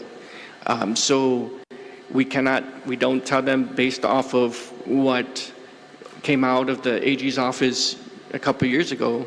It's like, okay, we can do it, but I've got 2 guys to do it, and it's not going to be as quick as you would hope. And usually at that time, the developer just goes ahead and hires a private firm to work it. All right, we have. Right. So you hear him saying that it's not going to take. It's not going to be as fast as you would like your project to move. And again, there was an instance where the auditors said that they found about 205 days after the 30-day timeline that their project was finally approved from the SHPO. So Senator Shelley Calvo asks from John Uggan, who is the executive director of the Guam Contractors Board. And so he shares the permitting process. And he basically is saying that they're not the same. He can only speak for his agency. And so they can move things along because they have a blueprint. But what the SHPO requires, and it makes sense, there needs to be a lot more when it comes to archaeological findings. So it makes sense that it would take longer. However, there should be policies in place that allow for projects to move forward, or a statement just has to be made. And I think that's where Senator Therese Terlai is coming from. It's like, listen, through your expertise, you should have the authority to say, no, these findings can't be moved, and work that out with the business too, and say, okay, well, if you need this project to move forward and we are going to remove these remains, how can we work together to make sure that they have a respectful resting place, and work all of that out together with the agency and the business, right? But they should have some autonomy too. The SHPO should have some autonomy. It shouldn't be a phone call to somebody at the executive branch saying, hey, and I'm not saying this, but it sounds like this. Tell your shippo to step aside. You should hang up on the person immediately if they do that. But okay. So we'll play this last one. Wait, let me see how long this is, because this is actually going to take us probably too long. Nah, we'll just take the break now, since it's 5 o'clock on the dot. KGUM-FM in Dededo, Guam. This is CBS News on the Hour, sponsored by Progressive Insurance.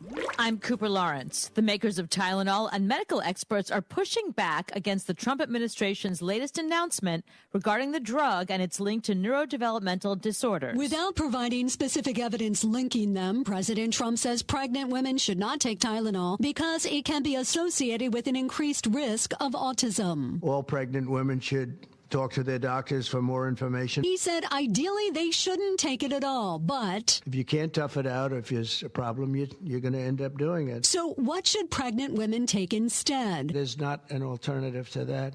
And as you know, other of the medicines are absolutely proven bad. I mean, they've been proven bad. Stacey Lynn, CBS News, the White House. Reversing course, ABC now says Jimmy Kimmel will return to the air Tuesday following his indefinite preemption last week after comments he made on his show about the shooting death of conservative activist Charlie Kirk. CBS News correspondent Jonathan Vigliotti has more. Since Kimmel was pulled, pushback has come from all parts of the political spectrum. Republican Senator Rand Paul. Absolutely inappropriate. Brendan Carr's got no business weighing in on this. And Republican Senator Ted Cruz likened the FCC chair's words to a gangster movie. That's right out of a mafioso coming into a bar going, nice bar you have here. It'd be a shame if something happened to it. President Trump says he thinks negative news coverage about him is, quote, really illegal.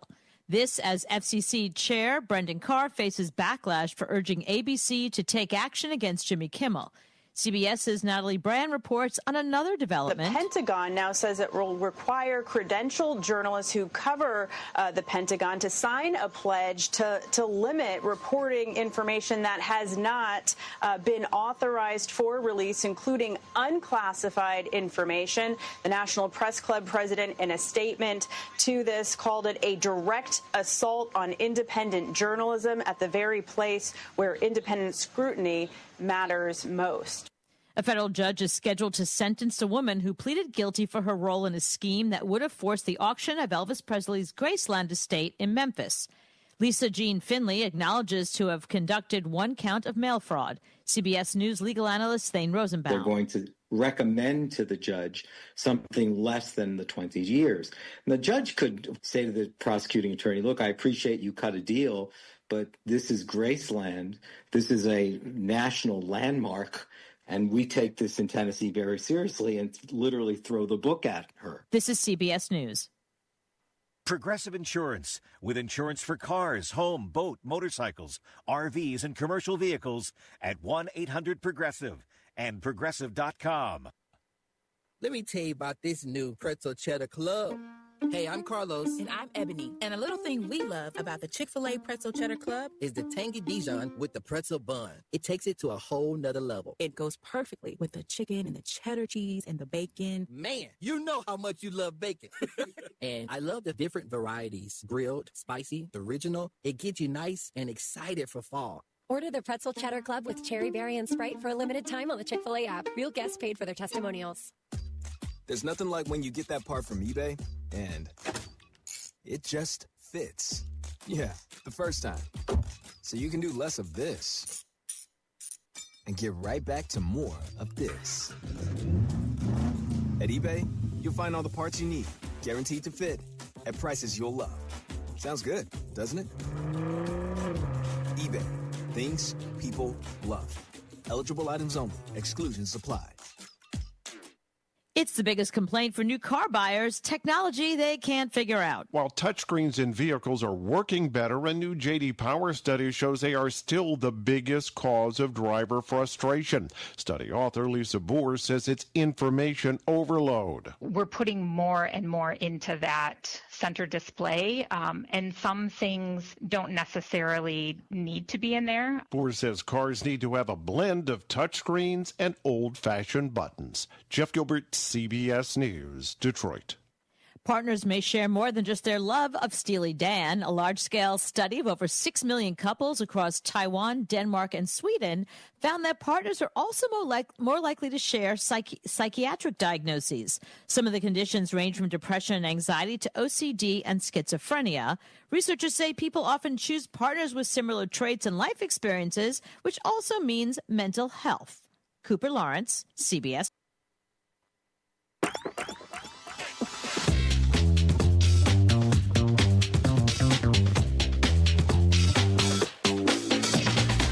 All right, here we go, everybody. We're going to take a look at your real deal traffic report.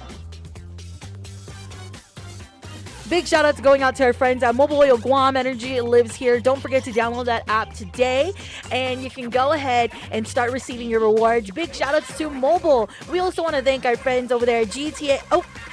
Guam Auto Spot, wrong G. You can definitely check them out. You want to schedule your test drive. You want to see what they got in the lot for you. Perfect. GuamAutospot.com. Visit them today. Alrighty, friends. So we're taking a look at traffic. That traffic.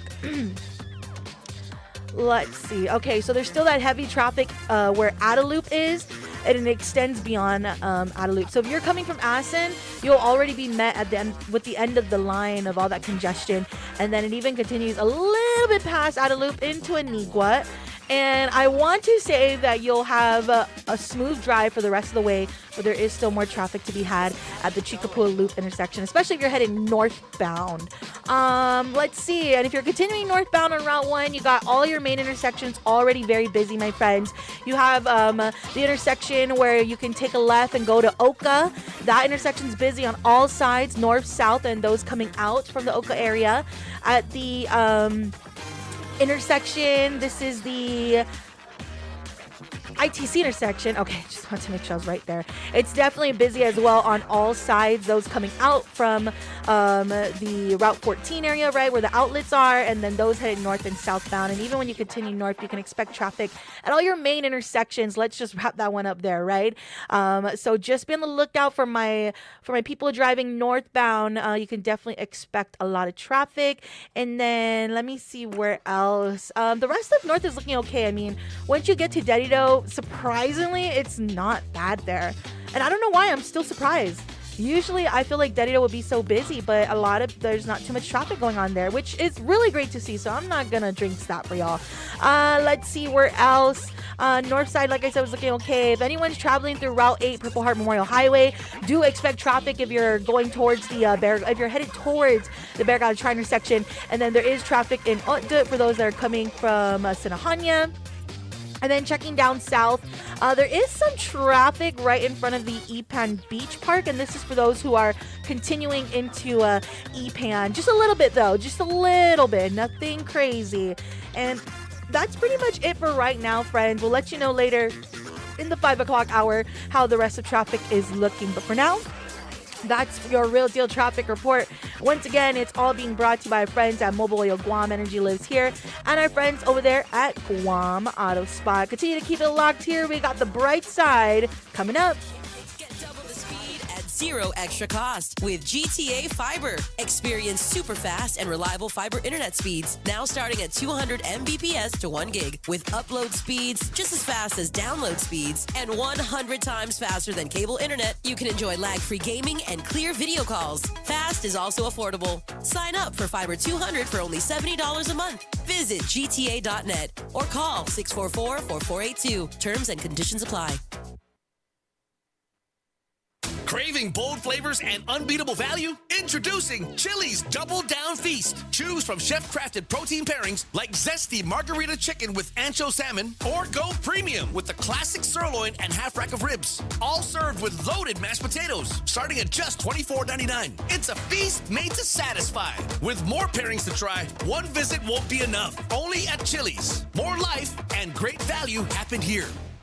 The views and opinions expressed in this show are that of the show hosts, guests, and callers. They do not necessarily reflect the views and opinions of the staff and management of Wave 105 FM, Glimpses Media, or any of our partners. As we strive to provide quality, respectful, and engaging content, we welcome you to participate in the conversation. Thank you for tuning in to Wave 105 FM, the sound of Guam. Enjoy the show. Half a day, everybody. We're just about ready to get the Brightside started, but first and foremost, we want to thank our friends from Chili's. More life, great food, and great value happen here. We want to thank our friends at Code School of Guam. Learn, code, and lead the island's first coding boot camp. Your future in tech begins with us at Code School of Guam. We want to thank our friends at Subway. You got to refresh to be fresh. Check them out online, subwaypacific.com. Place your order and pick it up at your convenience, or you can get it delivered to you. It's powered by Good to Go. We deliver. We also want to thank our friends over at Micropack. Check them out. You can get yourself the biggest speaker, the loudest speaker, whatever you're looking for. You can visit them at the Micro Mall. They got 2 locations to serve you there, or you can check them out in Challen, San Antonio, and Tamuning. We also want to thank our friends at Sentinel Security Solutions. They're Guam's premier provider of professional security services, delivering operational excellence and protective services across commercial, industrial, and residential sectors. We also want to thank our friends at Sherwin-Williams. The wet season is on its way, and your roof needs to be ready, so don't wait for the blazing sun or pounding rain. Get ahead with weather-ready coating. Be smart, be prepared, and ask Sherwin-Williams. Also, we want to give a shout-out to our friends at GTA. We start with you. Let's go ahead and get the bright side started here on Wave.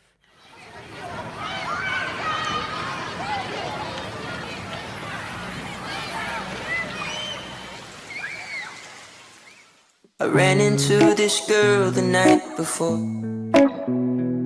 She reminded me of a golden shore. She was nothing like your average girl next door. She liked DVDs, tattoos, and Paramore. She'd say half a mile ago, more for boy. All right, welcome back. The Bright Side here on Wave 105, 512 in the afternoon. I just got word that Congressman Jim Moylan's going to be hanging out with us. Is he on the line already? Okay, so we'll be waiting for him to call in. We'll leave the phone line open for Congressman Jim Moylan. There's a couple questions that I want to, obviously, over the weekend. There was this release, or it was starting to circulate, to have H-1B workers immediately come back to Guam. The concern from the executive order from President Donald Trump, right, suspending the entry of foreign workers without a payment sent, some concerns through the contracting community, right? There's the story that is posted now on mbjguam.com. And so from the office of Congressman Jim Moylan, there was a statement that came out over the weekend too, that said their office received notice on Friday, D.C. time, regarding the new H-1B visa fee policy. We immediately put out an inquiry with our federal contacts and are awaiting formal responses on how this change may affect Guam, including healthcare professionals and other critical workers currently on island. I mean, if they're going to have to pay $100,000, it's going to affect us tremendously. I don't know business that's going to be willing to pay that. Right, it's a lot less. I think it's more affordable, somewhere between $100 and $200 or something to pay for that. And so usually companies will pay for that fee because they understand the importance of having somebody with their expertise on their team or in the agency, right, to assist. We lack some of those expertise, right? I mean, so we look to other countries that have aligned with the U.S. and seek out that talent to assist us. So it's very important, and it is very concerning. So I think in the statement from the office of Congressman Jim Moylan says, we understand the questions being raised about whether the fee will apply to existing and future H-1B workers in Guam, whether exemptions may be possible, and how this could impact federal contractors and essential projects. While we await clarification, please know that Congressman Moylan is actively engaging with the relevant agencies to ensure Guam's concerns are heard and considered. Is this him now? Yes, sir. All right, see? And with that, I'm just going to ask him right now. Congressman Jim Moylan, do we have to pay $100,000 for our H-1B workers? Not if I can help it. So that's my mission. There you go. Yeah, that one really got me there. And so immediately, like our press release went out, I also sent a personal friend with the Secretary of Labor, Lori. We're in the first 118th Congress together. We were classmates, I call it. And then we also sent out we sent her a letter. We're also sending out the letter to Homeland Security as well. And then, getting together with the other territories to request for a meeting with the president. This is it's getting to be too much, I can understand what the president, the administration is trying to do, but that's fine in continental U.S. Sure. Not in non-contiguous state, right. Or rather, especially the territories. Right. It's too much, and I believe it can be stopped. They don't know the ramifications that it has on the territories, what this is going to do to health care, what this would do for both civilians and the military as well. So they just got to let us hear our voices, and just like what they did with the Postal Service there, we got our mail going again once they realized it doesn't work for Marianas especially. So we're grouping together. We're going to give it a hard push, and I have faith that we can get this corrected. Absolutely, because I think also when we look at some of our friends that have this waiver that are here, sometimes they're a one-man show or a one-woman show, and you take them out of the equation, the agency or the company is extremely shorthanded with the expertise that they have. Yes. That they're sharing with us. Yeah, GRMC was telling us the situation. University of Guam with Wera. Yeah. Exactly. Yeah, they test our water. Yeah. So, really, it's so important. And we need to be testing this water more now than ever. Yes. With Dieldrin. Yes. Yeah, we have more chemicals, discovering more chemicals. We got to clean it up. Yeah. It's for our health, the island, and for the security of our island, most importantly. So, yeah, it's we already brought it up. I have my contacts. Basically, the White House knows our interest, and now it's just a matter of them making the correction, so we can be exempted from this, just like we did with the postal situation that we had not too long ago. So, what are we saying to those that are waiting for a correction? Stay on island. Don't go anywhere. Yeah.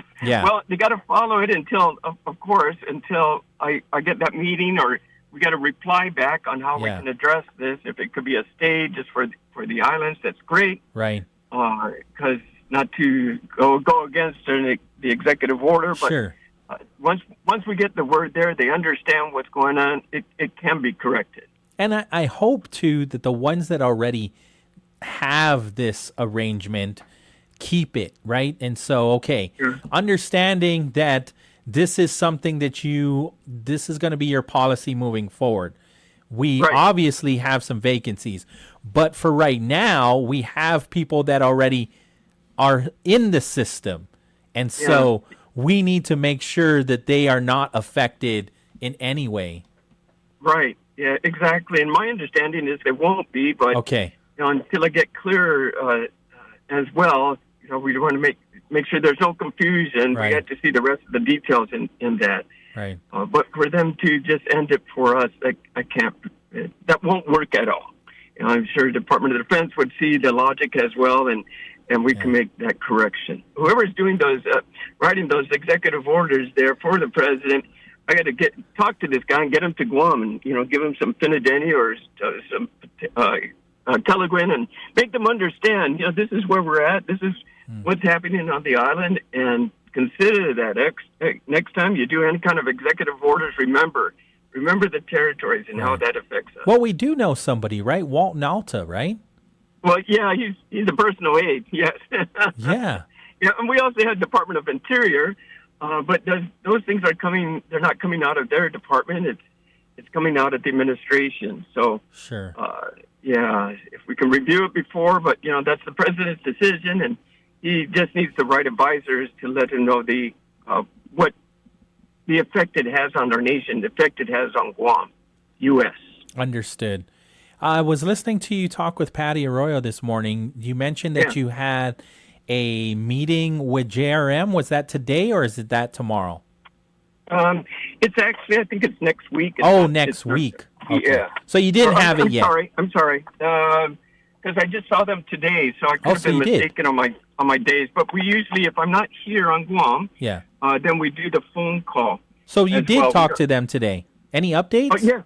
Well, no, I talked to them at the Guam Chamber of Commerce. Okay. Membership meeting. They were the guest speakers. Right. They gave a good explanation about Joint Task Force Marianas and also Micronesia. Okay. What the duties are and how we're working together. There's a good explanation on how we need to work and collaborate well together to make this all happen. So I was glad they did that. But I always have my monthly meetings with them, the admirals, once a month on a set date and set time there. So we got that going. And when I'm on island, it's even better when you sit down in front of them and just have a good discussion, especially with the NDAA and what we're looking at getting and the authority we're providing for them for the public-private partnership and getting that going for the housing development, more money coming in for the housing development and our roads as well. So get past this situation when we get back next week to D.C.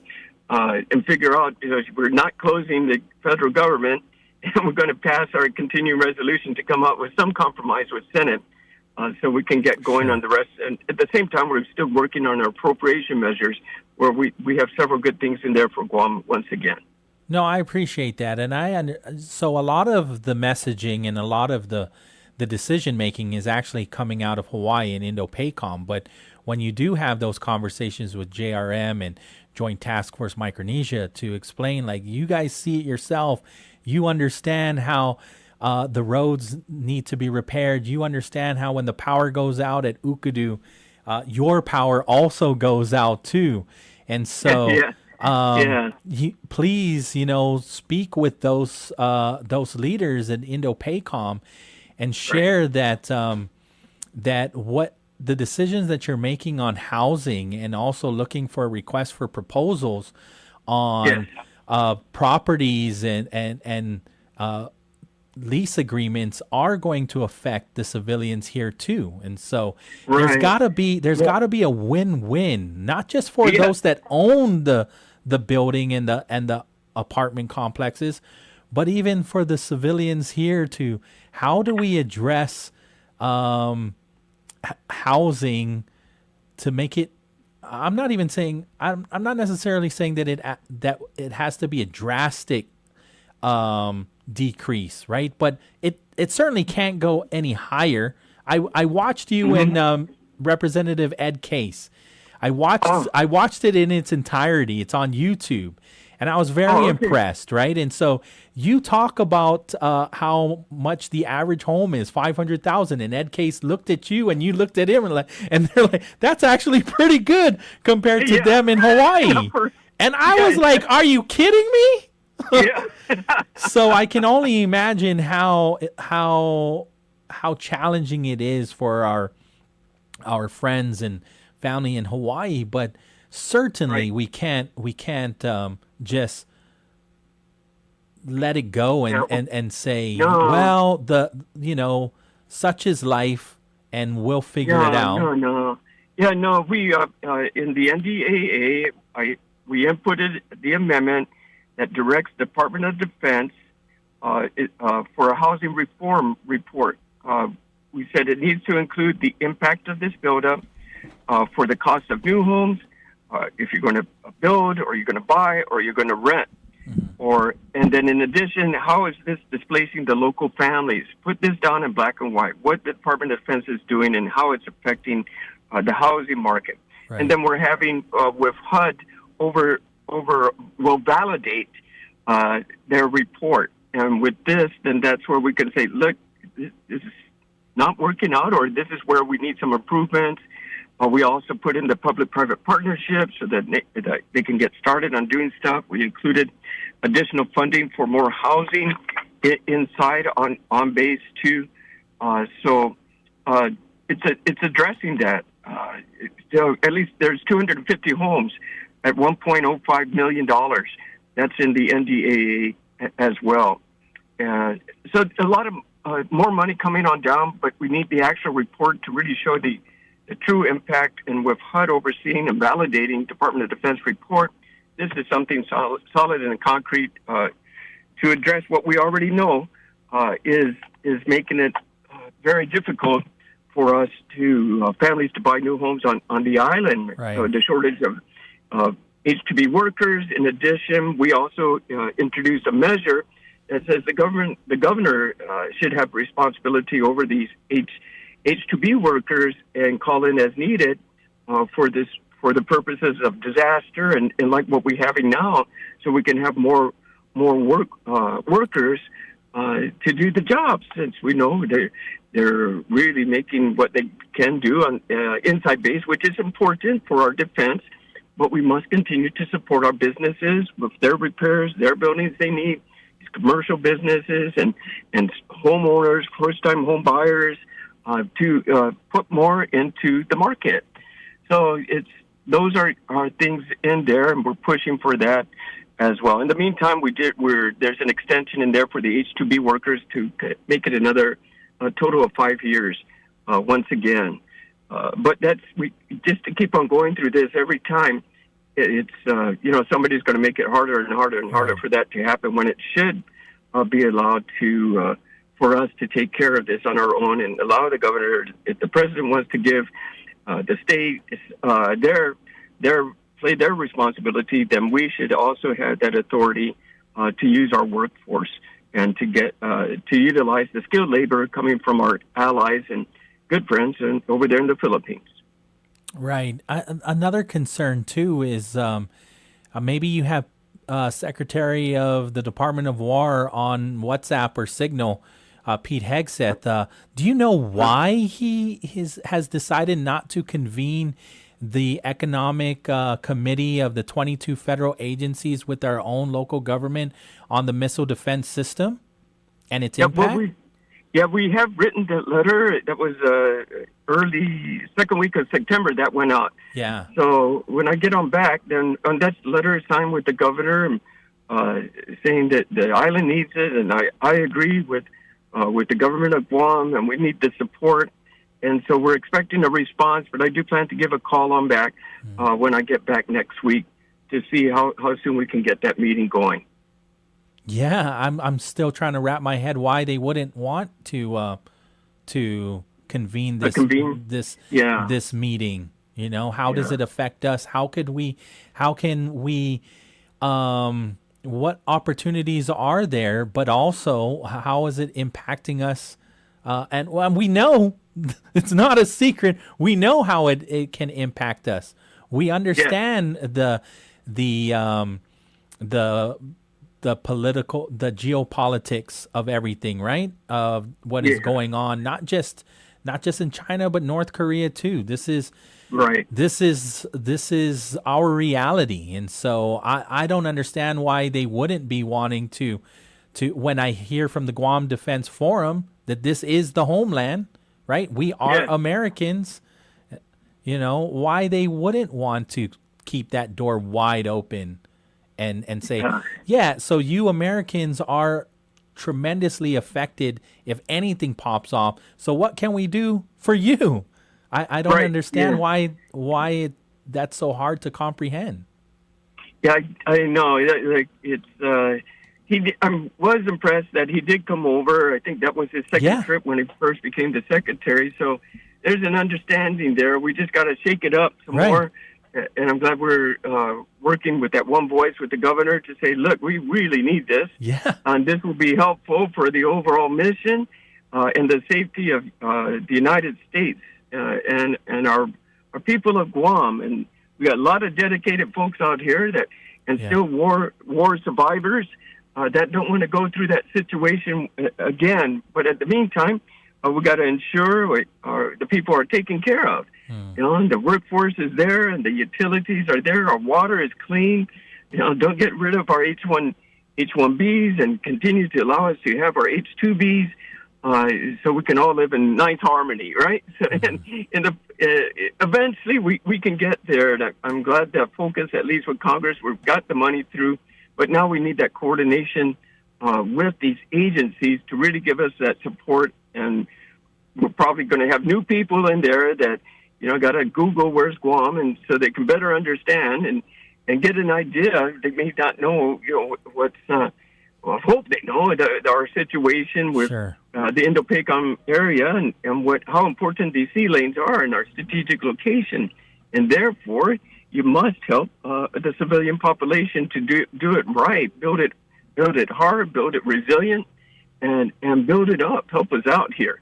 So that's my duty. And I don't mind doing that. Well, I appreciate the effort, right? Another friend of yours is Speaker Mike Johnson, right? And unfortunately, though, we were removed. Our RICA amendment was Guam was removed from there. PARS recently had their meeting on Saturday. We tried with Senate.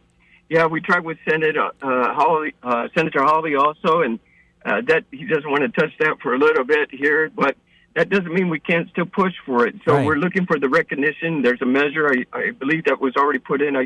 I can get a copy of that for you, where we recognize Guam as part of the radiation fallout there. That's Guam's recognized. So there's still another attempt. So it was once was through the NDAA, which didn't make it through. Senate's not going to do it. That's what we're hearing. So we got to push a bill. Push a measure to make it happen. It's the right thing to do, just like this bill, just like what we were talking about earlier. Yes. And why can't folks get the point? And how much are we talking about in the budget for this to happen? It's we're not in the trillions. It's a small. When I tell them, I think we were at 60 mil, roughly. But when I tell my fellow colleagues there, they said, "Oh, that's workable. But at the end, you know, to get the NDA passed, we got some stubborn folks in there that says, no, we got to cut some more. Reduce the deficit. I understand reducing the deficit. That hurts Guam. I understand cutting comic books to countries in South America, but I don't understand why you would cut this funding for people that have been stricken with cancer, and there's research that proves it. What I hope doesn't happen is, because PARS has already compromised with the date, the 1946 to 1962. I hope that date doesn't shrink. I hope it stays there, because they've already compromised that date, from my understanding. Right. Yeah, they've done a great job. They're great advocates for this, and they continue to push it hard. Right. They came to as well as the other states too, and they were added as well. So it's the fight is not over. Yeah. And we're voicing our concerns even louder. And now with the measure, we got to move it forward. Absolutely. I appreciate and I encourage everybody to watch the on YouTube the conversation that you had with with Cato, right? With Ed Case and on the impacts, how we're being impacted by the Jones Act, and so you have like five different versions, right? Yeah, even one was just for disasters. Yes. You know, it's everything we've been trying, but that doesn't mean we can't. We shouldn't stop. Ed Case hasn't stopped in how many years he's been doing this as well. It's the Jones Act. The union is strong, and a lot of lobbyists are involved in that. But we're just talking about the non-contingent states and territories that we're not affecting the unions really in the mainland. This will. They're okay, you know. Mm-hmm. They're really okay, and we need our supplies. We need our services, and we can get it more affordable from our allies that are supporting us in this Indo-PACOM threat with the CCP. Why can't we also get their support and build our commerce together so we can have a better economy and keep these threats out, like the Communist Chinese Party, and keep that threat away from by North Korea, and so not even Russia will even attempt to mess with us because we're so strongly united through goods and services and working well together. So they got too many targets to eventually worry about, and they should just forget about it and calm themselves down and try capitalism instead of dictatorship. Maybe you don't have the problems that you got in your own country, what they're experiencing now. Right. I think also when I look at that issue with the Jones Act, I didn't realize until you mentioned it that the CNMI is exempt. However, their shipment is coming from us, so they're still indirectly affected by the Jones Act, right? Can you explain that better? So they have an exemption because of the agreement that they made as a Commonwealth, right? So that was all part of the agreement. However, ships can't just pull in from there because it's just not cost effective? You're right, yeah. Okay. I'm not sure about their docking and all, but that's correct. I think we use the smaller ships our current carrier uses to get there, and especially the other islands. So it's a matter of how profitable would that be for a company to want to do that? So that's where we're less. But if we can get it for the entire island chain, then that's a better thing to consider. We're adding more opportunities for businesses to come on in and create some competition, and that will be great if we can get something more affordable, still good quality, and nothing coming from China. You know, that's unless they're no longer our adversaries. But at this point, I don't want to support them when something could erupt. Until we're finally at a point, you don't want to mess with us, we don't mess with you, and we can negotiate, and through diplomacy, we can still work together. And the president's met with him. They're doing some TikTok stuff. I don't know what they're going to do next, but in the meantime, we need our assistance to knock off this Jones Act just for the non-contingent states and the territories. Yeah, and so when I was watching the conversation, right, that you were having, you were also explaining how this can benefit our allies too, and send ships from South Korea and Japan, maybe even Australia directly over, and it can open up some of these the transshipment even more so. I think we have to do more when it comes to our infrastructure at the port, but I mean, we can at least create a more defined schedule of ships coming in and utilizing the port that we have right now in the meantime. Right. Yeah, that's right. And we are, I got to go see if I can get a visit on my trip here to the breakwater. I understand that's coming along. The repairs has started, because that was one storm away of collapsing. And then once that happens, our costs will go skyrocketing, because we have to, you can't unload the ships there because the water will be too rough. So, but thank goodness.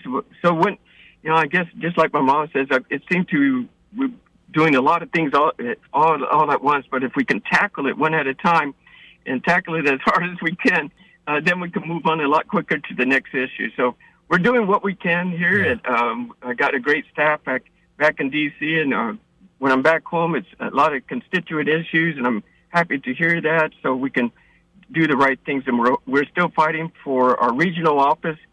There's a provision or amendment in the NDAA that directs the Secretary of Veterans Affairs to plan for the planning for the regional office to be in Guam. So just got to get that through, make sure it doesn't fall out during Conference C. And that's my duty when I get back to Guam get back to D.C. I don't even know where my home is. Is it Guam or in D.C.? It's both. It's both. Both, yes. Right. Both, yeah. exactly. So it's coming down to the wire. Our CR we passed it on Friday, and it got shot down the same day by Senate. So we're in there, I think it's Thursday, Friday, and finalizing that so we can move on and finish the rest of our appropriation measures where we got a lot of good things in for the island as well. I just have one more, and while I have you, right, you mentioned that you have a great team, and I believe that you do. I've seen them in action, right? You have been getting a beating a little bit on the typo that was mentioned, $3 billion, but it's actually $1.3 billion for Guam. Right. And so can you just clarify that? And I understand there's many times, too, where I thought I read, I understand, and I give you a lot of leeway on that part, because even when I look at something that I might have written, I'll read it 3, 4, 5 times, and then the 7th time, or somebody will call me and say, hey, you missed this part here. I'm like, oh, no wonder why I need to have more people look at something before I press send, right? And so I just want to give you the opportunity to clarify some things there. Sure. I believe it was the next day we came up with the clarification on that this was an error on our part, and we corrected it. There was no intent to make it seem like it was meant to be otherwise, right? It was a mistake that was corrected. My team realized it, brought it to my attention. We addressed it, and we admit it. So, but now the clarity is just to make sure we double check these numbers, we understand it better. There's a lot of pages in the report, but that doesn't make it any excusable.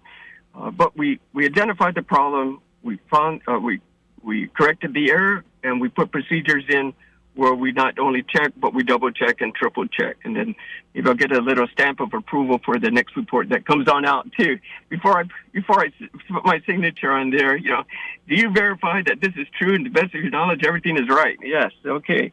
Then let's do it. So of course my team was very apologized for the error and promised that this can't happen again. And I trust my team. I agree with them, and I appreciate they came up front and they said this was a mistake. Understood. Well, I appreciate the opportunity. Lots to unpack, and so that's why I really appreciate you coming on the radio and explaining all of the work that your office is doing, and so and some of the concerns from our community that you're taking them head on. Yes. Thanks, Paul. Appreciate it. Good to be home. It's good to be home. All right. If I don't see you this time around, have a safe trip back to D.C. I understand it's a short visit. Yes. Okay. Yeah, once again. But I'm happy to be home. And, hopefully we'll see you in D.C. one day. And there's some good tours we could take you on. There you go. I'll take you up on that offer. Will do. Okay. Okay. All right, Congressman. Adios. Okay, bye-bye. 5:43 in the afternoon, we will take our break. Biba Matis, it's Tuesday. All right, here we go, ladies and gentlemen. We're taking a look at your real deal traffic report to see what's going on out there. We did get some news a little bit earlier. Before I do that, how about we thank some people? Big shout outs going out to our friends at Mobile Oil Guam.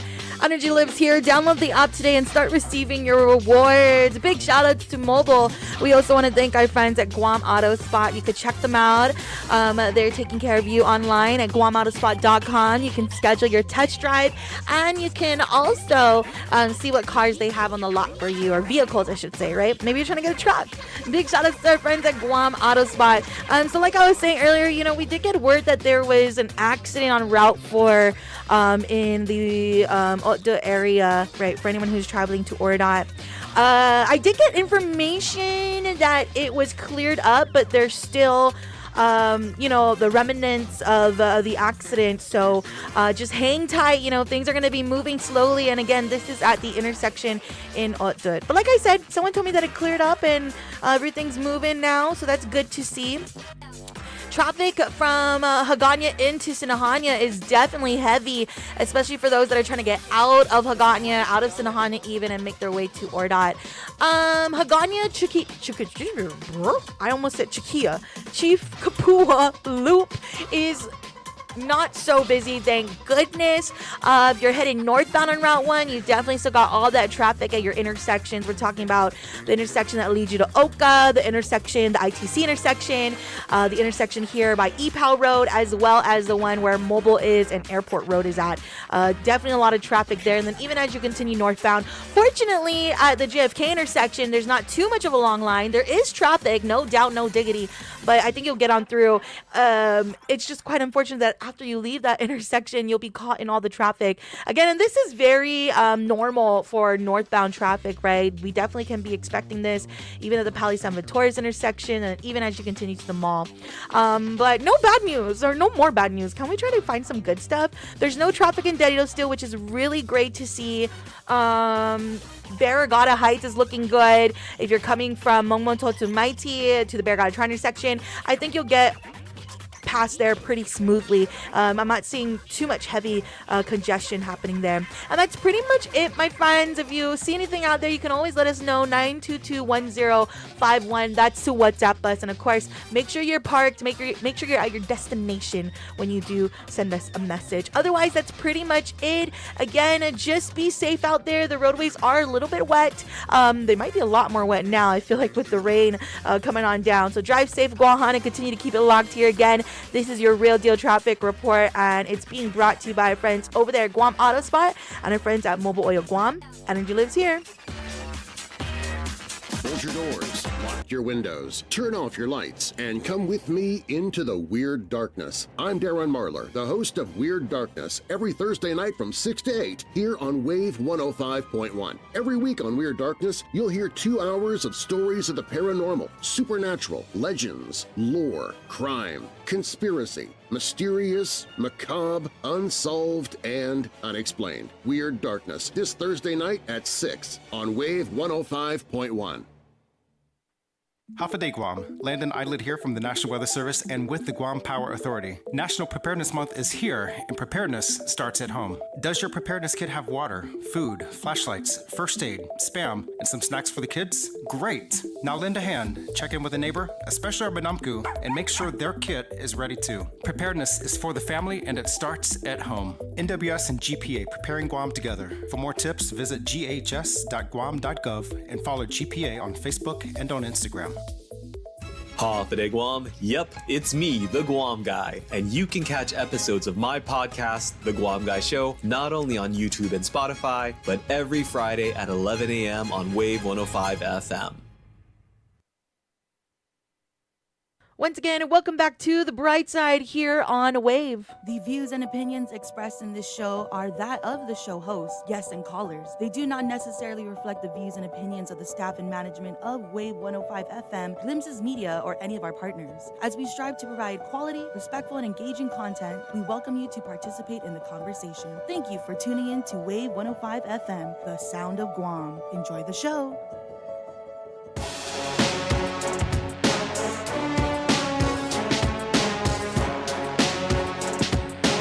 All right, welcome back, Wave 105.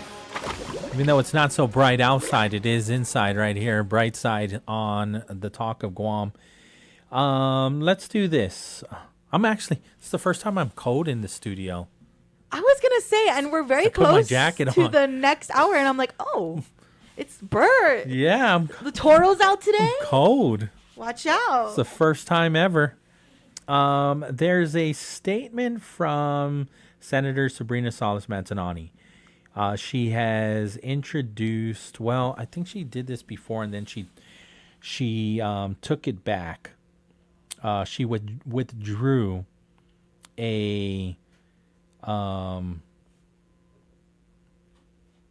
a bill that would provide local Veterans Affairs reform. And so she withdrew it, and now she has reintroduced something that relates to it. Changes how the Veterans Affairs officers are appointed, clarifies their powers, reorganizes the commission structure and membership, and updates the definition of a veteran. It also repeals an older section that created a separate process for new membership. And so if I look at the bill, Bill 192, the governor will appoint the Veterans Affairs officer, which will be the head of the Office of Veterans Affairs. And the VAO will run GOVA, enforce veterans laws, provide free notary services for veterans' needs, develop rules for internal administration, plan for and coordinate efforts like the Guam Veterans Cemetery. And then it also brings up the commission structure and operations. It explains the membership, other veteran organizations, membership terms. They'll serve 3 years. Each veteran organization will nominate a primary and alternate representative. Gives the duties.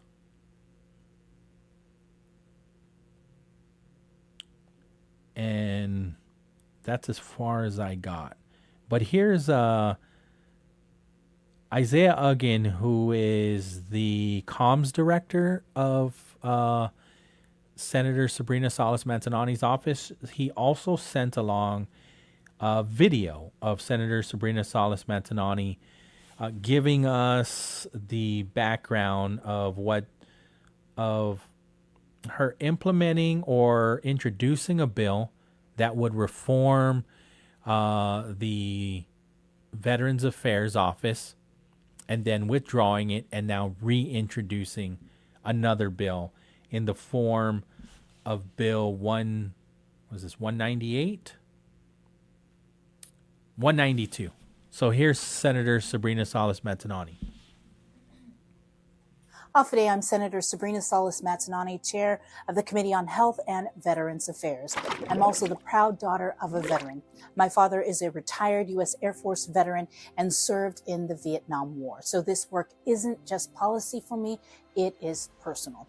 At the request of our veterans, I withdrew my earlier Veterans Empowerment Act of 2025 and replaced it with a new bill written hand in hand with Guam's veterans organizations. This legislation was shaped by their voices and their vision for the future.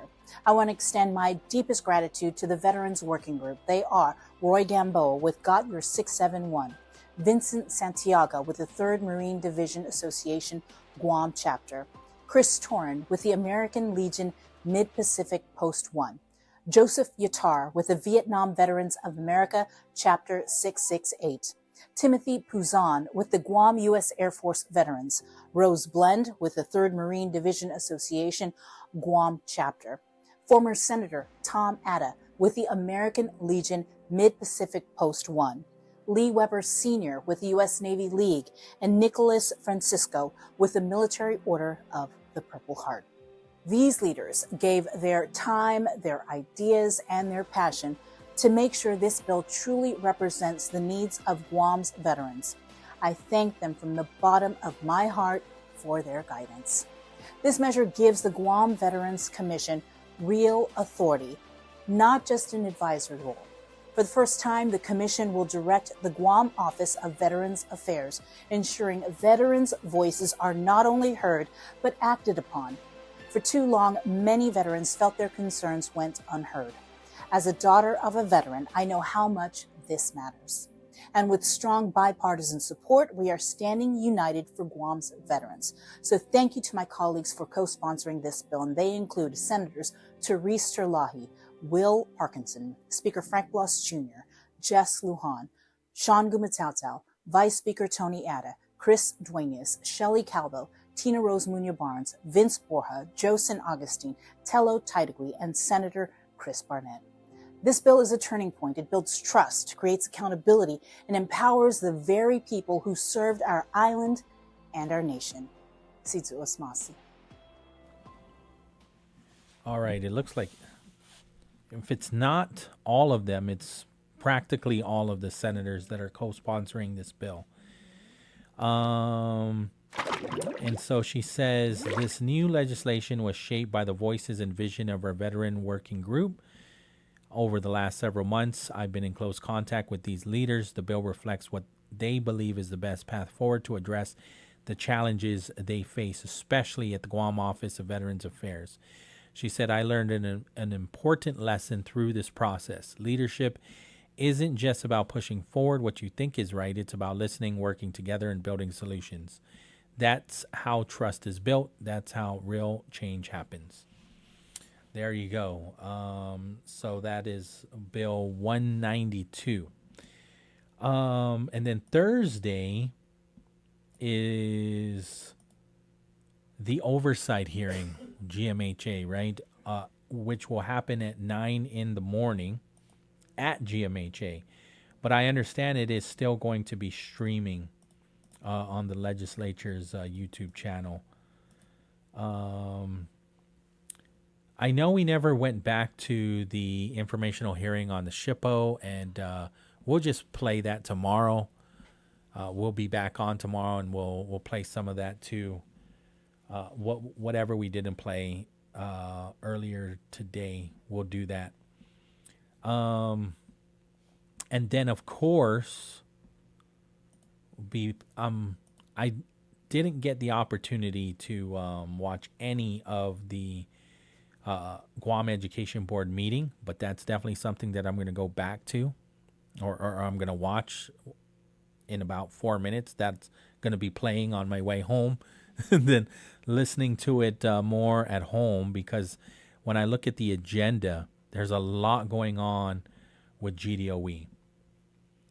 And so, again, it's our biggest agency, yeah? But why? I mean, why do people run for office? People, that is a big part of their platform. They campaign on education. There's plenty songs about the children being our future. But in all seriousness, it should be the priority. Public education is so important. And we can argue what that looks like, especially now with charter schools being a thing. I mean, this is something that we have 7 now. But I think about Superintendent Eric Swanson when he says, we take in all the students.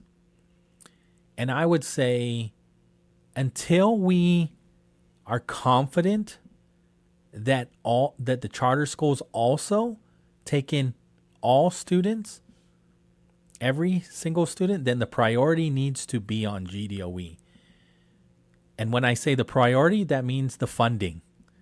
And so we can also argue that GDOE might have a money management issue. Fair enough. Look through all of that with a fine-tooth comb.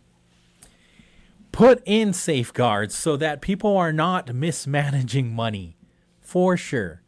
Do all of that. Do all of that to the charter schools too, then.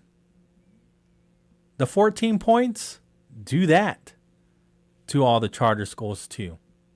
Especially if you're considering raising the funding per pupil for the charter schools. So whatever mandates that you have on GDOE to include mandatory nurses at the facility, then do that at the charter schools too. Otherwise, GDOE is the priority, and they deserve every single penny. 5:59 in the afternoon. We will get out of here. Mornings with Patty tomorrow. Rolling with Dice. Vet Talk Uncle Johnny, Auntie Bobby, Charlie Hermosa are going to be on from 10 to 12, national programming. And then Reese and I are back for another Brightside from 2 to 4. Oden Finu tomorrow on Wednesday is from 4 to 6. Tomorrow, Senor Dave Herrera is going to be sitting in the host chair. Senor Ron Laguatnia is going to be showing dignitaries around the island and showing the beauty of what Guam has to offer, right? So he will be off tomorrow, but we have a great host in Senor Dave Herrera that is going to be bringing you Oden Fino tomorrow from 4 to 6, all right here on the Talk of Guam. Thank you so much. Everybody get home safe. Be kind to each other, especially out on those roads. Adios. KGUM FM, Dedido. The Talk of Guam is Wave 105 FM. Surprising pathways to success when applying for a mortgage. I'm Mark Hamrick with a Bankrate.com Personal Finance Minute. Qualifying for a mortgage became more difficult after the housing bust, which led to a recession. Sometimes, though, now it's the lack of know-how, not money, that stands in the way of obtaining a home loan. For young borrowers, it is true a high credit score and large down payment help get the most favorable terms, but they aren't a requirement to buy a home. Parents can help younger buyers, including when a cash gift is provided for a down payment. Millennials can sometimes use a parent's help, not because of credit issues, but because their salary histories are so limited. Foreclosure remains on a credit report for at least 7 years, but the impact diminishes over time. The negatives can be countered by good things like a low debt-to-income ratio and an established credit history. If everything else on your report is in good standing, your FICO score can improve in just 2 years. For more, check out Bankrate.com. I'm Mark Hamrick. 35 years ago, an NSF investment helped chart the course for GIS. That is Geographic Information Systems, defining a field of study that crosses disciplinary boundaries, from spatial data handling to the basis for urban planners and engineers determining the best places for new developments and infrastructures. We'll explore in the U.S. National Science Foundation's Discovery Files.